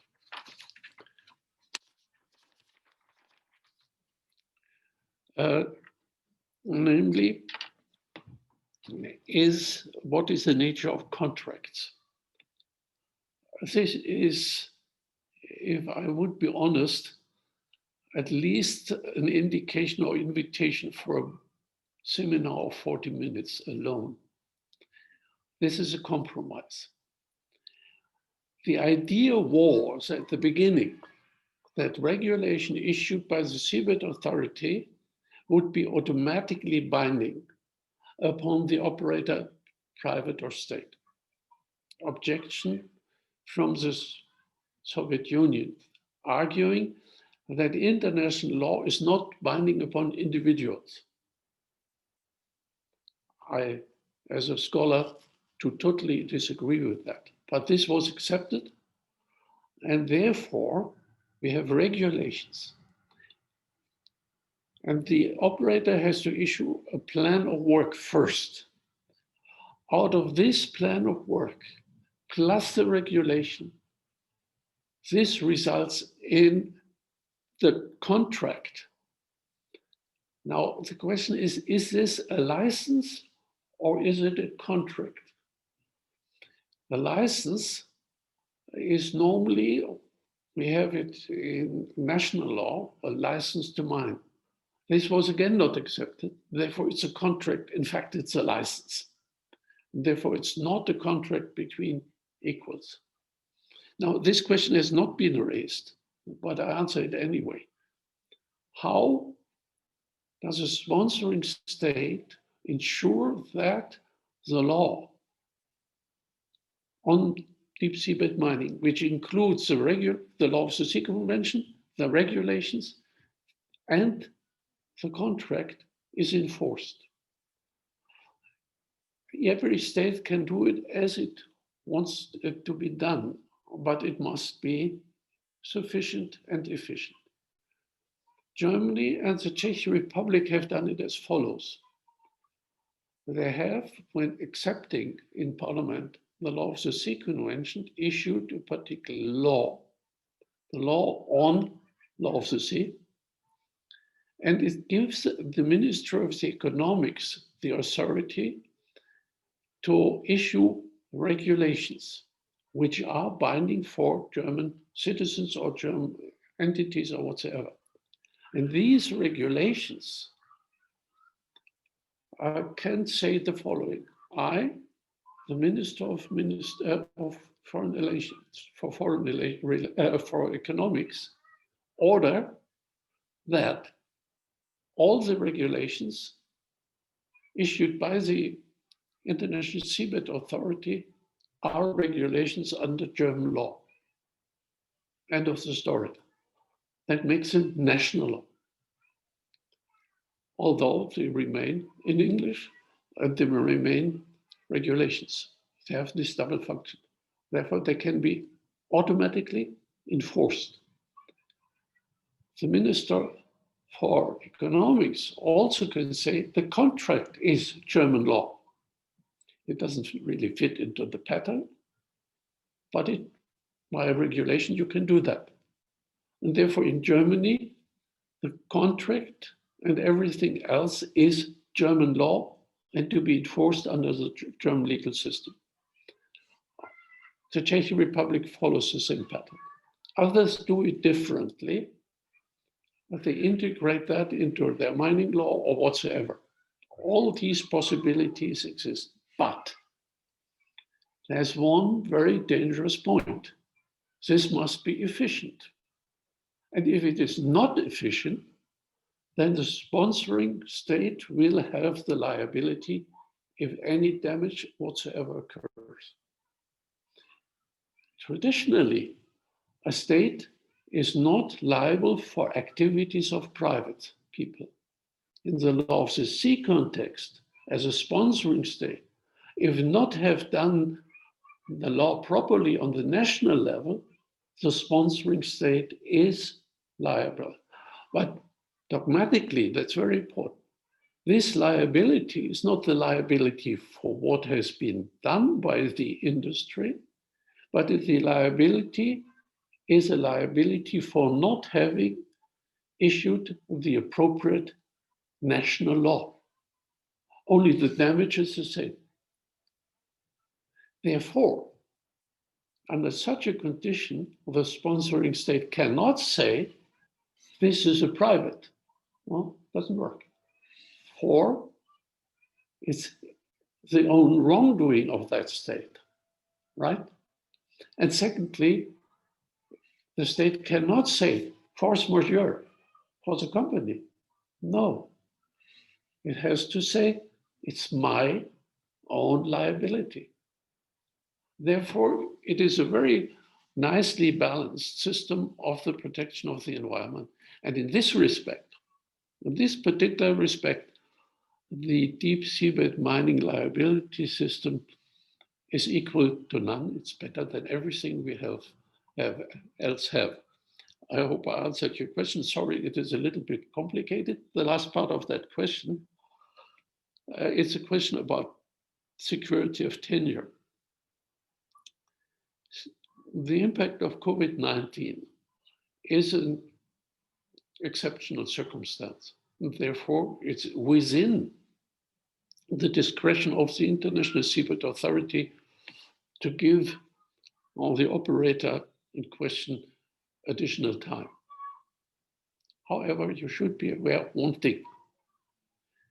Due to the insistence of, I believe it was France, all the decisions of the International Seabed Authority can be challenged before the Seabed disputes chamber. But the exercise of discretionary power cannot be challenged. This is different from the German system, where the discretion can be challenged by administrative courts. And the Seabed Disputes Chamber is kind of an administrative court. But this follows the French system, that discretionary power is sort of, in quotation mark, kind of a rule-making function of the executive, which cannot be challenged before a court. Separation of power and what's that. Germany and France in this respect are totally different.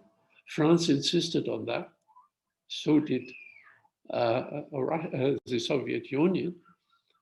And what you may not know, the same system applies in the context of the European Union.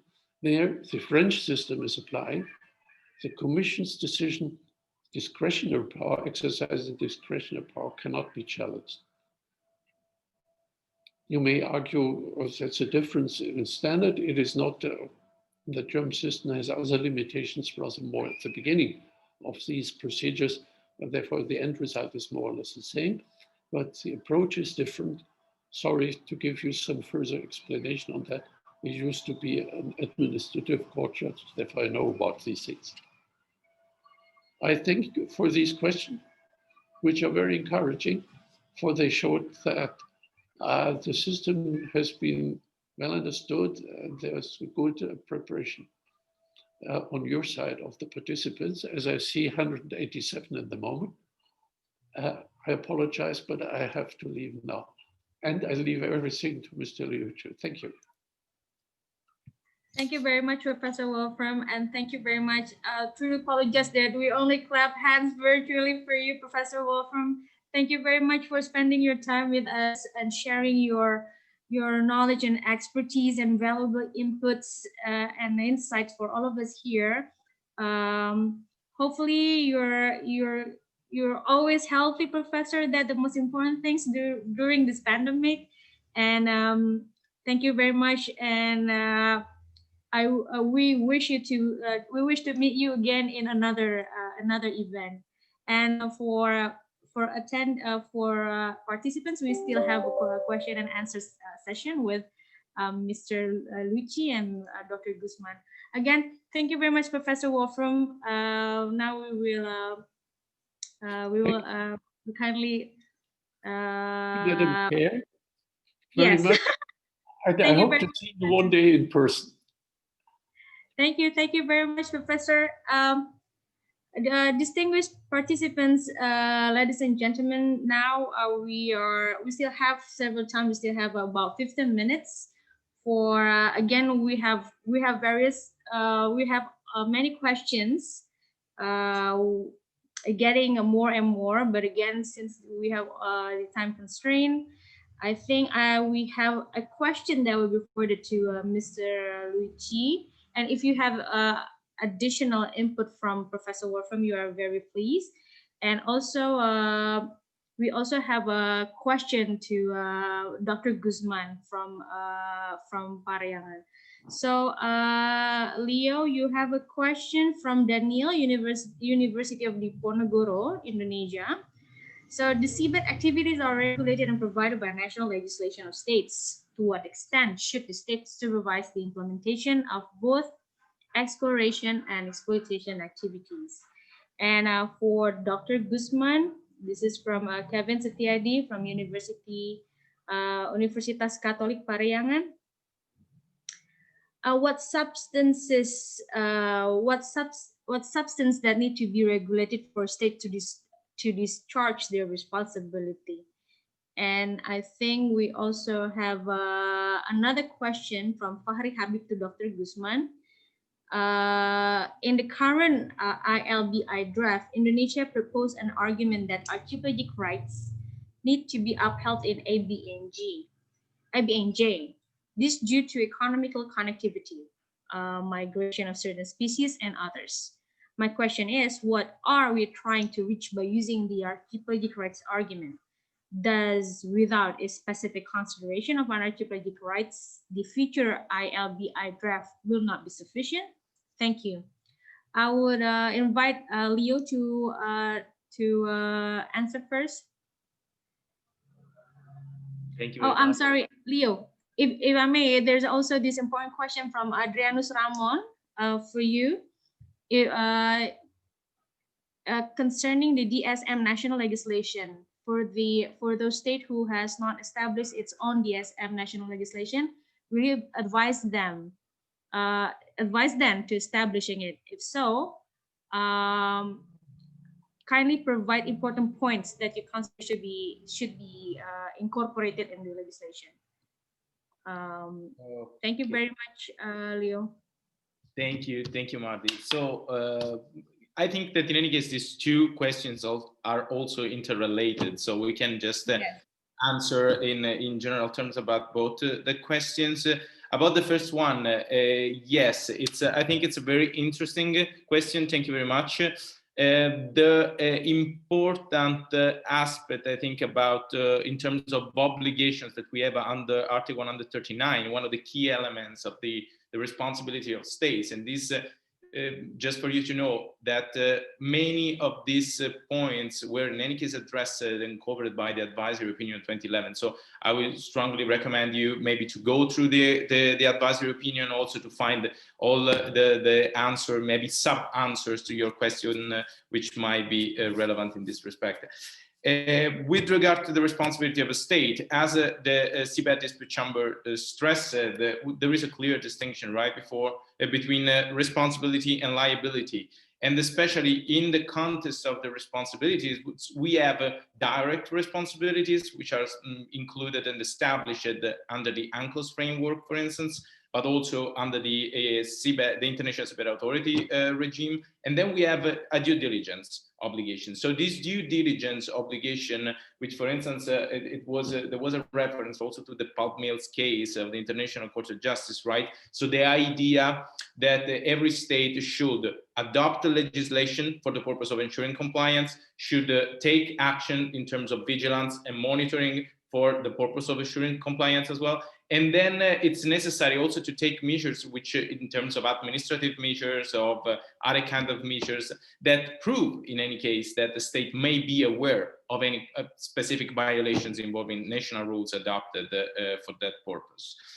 Now, when it comes to the responsibility, or states for the national legislation, so what the state can do in practice, most of the provisions that we can find in the national legislation of the 32 countries that so far have adopted the national rules to regulate the deep seabed mining, sometimes it's adopt legislation, some other times is legislation governing, for instance, activities in areas within national jurisdiction and beyond national jurisdiction.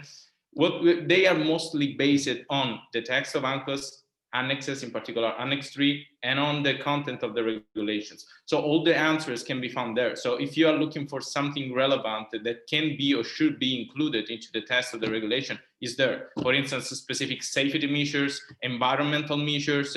So we have the specific procedures that should be followed also for environmental impact assessment and the production of a report, which is called in the text of the regulation, environmental impact statement. So there are specific passages that must be followed by the state in that respect.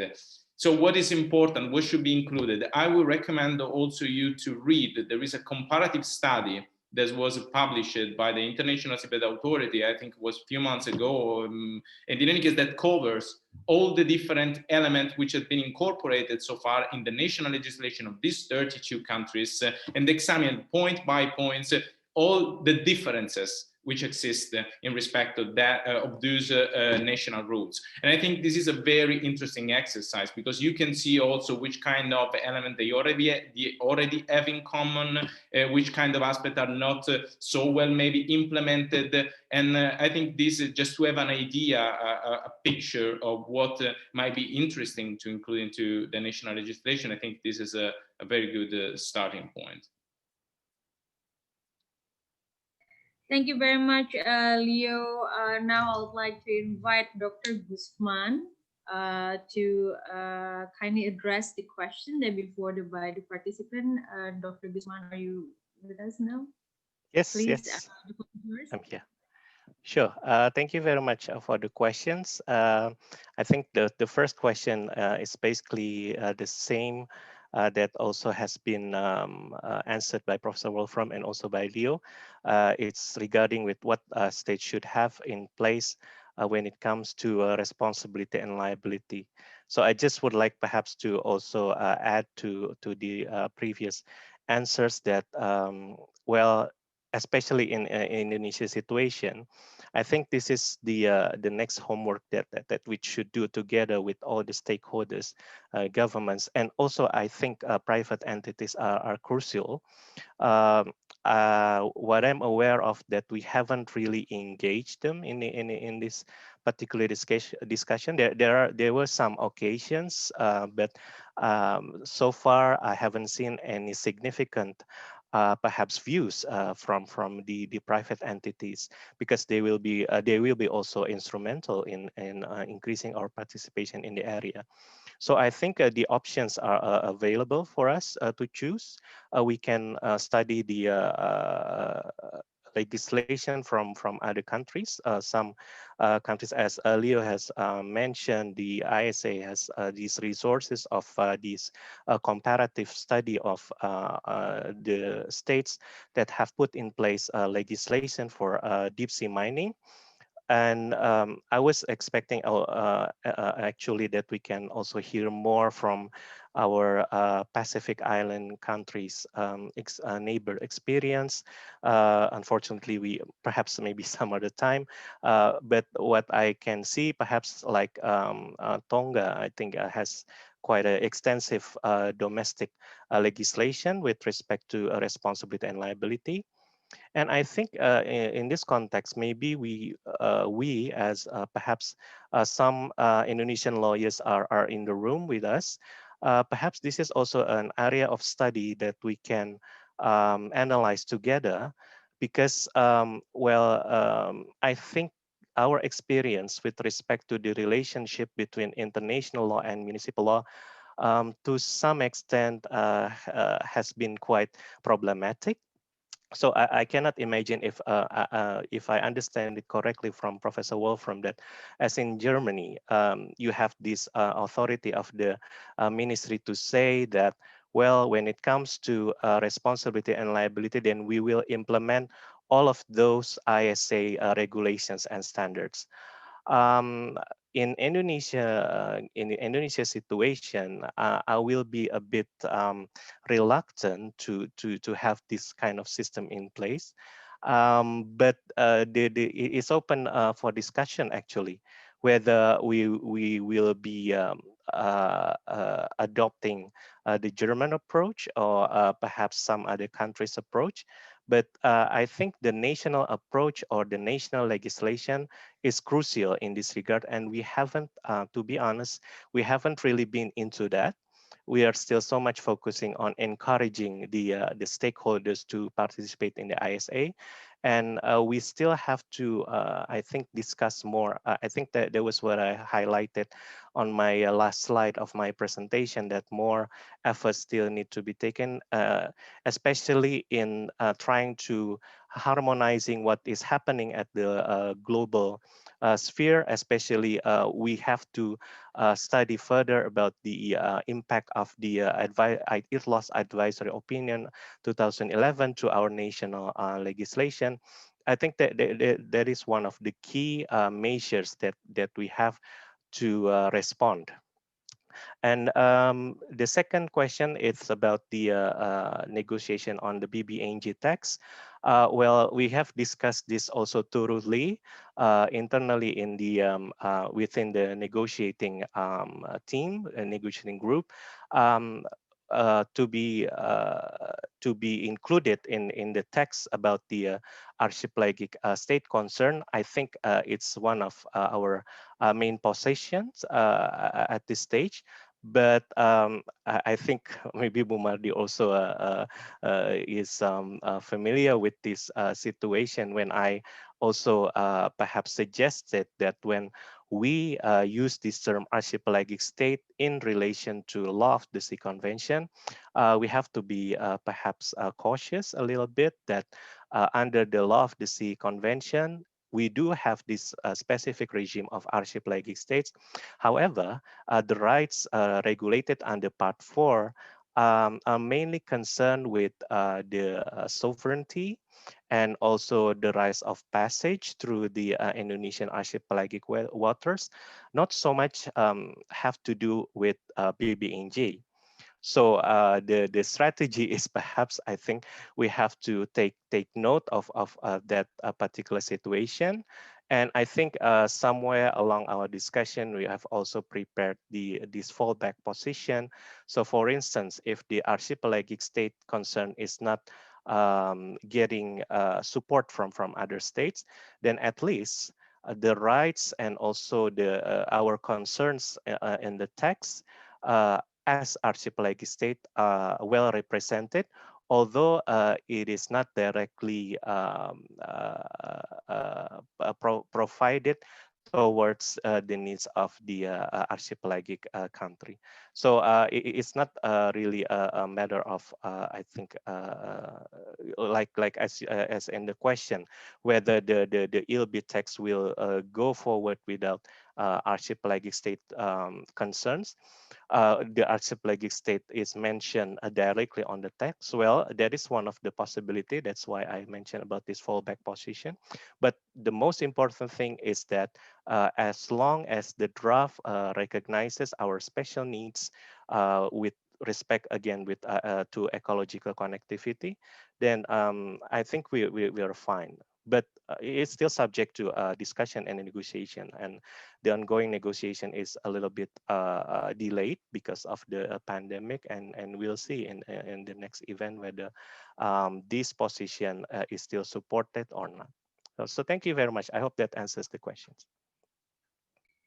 Thank you very much, Dr. Gusman. Thank you very much also, Leo, for asking questions. Again, we have many questions collected by the committee, and hopefully we have a further discussion through social media of Max Planck or University of Padjadjaran or Coordinating Ministry of Maritime and Investment Affairs, and also from ICE social media.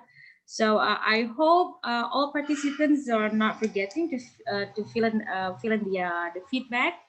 And before I close this event, probably I'll kindly invite participants to open your video for a photo session. That will be very important for us before we are concluding our event today. Probably the committee will take our screenshot. So I would like to invite Mr. Burhan, Mr. Oki to open their video. Also, the committee participants, I would like to invite you to open video for the photo session. And all the participants, we kindly invite you to also open your video for the photo session. So are we ready? I think we have several pages. Who will be taking the picture? Nabila, you're taking the picture, or? Yes, I'm ready. So I will take the pictures. Little Marty. Okay. Okay. On my mark, 1, 2, 3. And then on the second page, 1, 2, 3. And the third page, 1, 2, 3. I hope it's enough. Thank you very much. Again, thank you very much, Leo. Kindly again convey our gratitude for Professor Wolfrum for being able to share with us. I also would like to thank Dr. Gusman from the University of Padjadjaran, the Vice Dean of the Faculty of Law. Thank you, my pleasure. Very fruitful for our discussion today. Leo, again, thank you for being here, for sharing this important presentation with all of us, and thank you for the all committee. Thank you for Mr. Burhan and also Mr. Sora Lukita for leading all the organization together with Leo. Thank you for all the committee. Thank you participants Thank you for universities that attending today's seminar. I'm here not I am not able to conclude a very solid point, but I think this is the time for us to really consider the importance of on the regulation of seabed mining, especially for the archipelagic states and island state and also coastal state. And then to have a very solid legislation model. We cannot do it only from our national perspective, but we need also to see the comparative studies that are being collected and then see how they experience in formulating the proper legislation for the seabed mining. Again, thank you very much. I hope to see you all again in another series of discussion. And Assalamualaikum warahmatullahi wabarakatuh. Waalaikumsalam. I may- Thank you. Hey, Marty, thank you. Thank you very Thank much. you, Bu everybody. Mardi. Thank you. In Thank you, you. Leo. year Excellent 2017, presentation. the Archipelagic and Island States Forum Thank you, initiated. Gusman. The Archipelagic Leo, and how's the Island practice States here? Forum, or AIS Forum, Stay safe is a and healthy, designated everyone. platform to include 47 archipelagic and island nations focused in 4 thematic areas. Those are climate change mitigation and adaptation,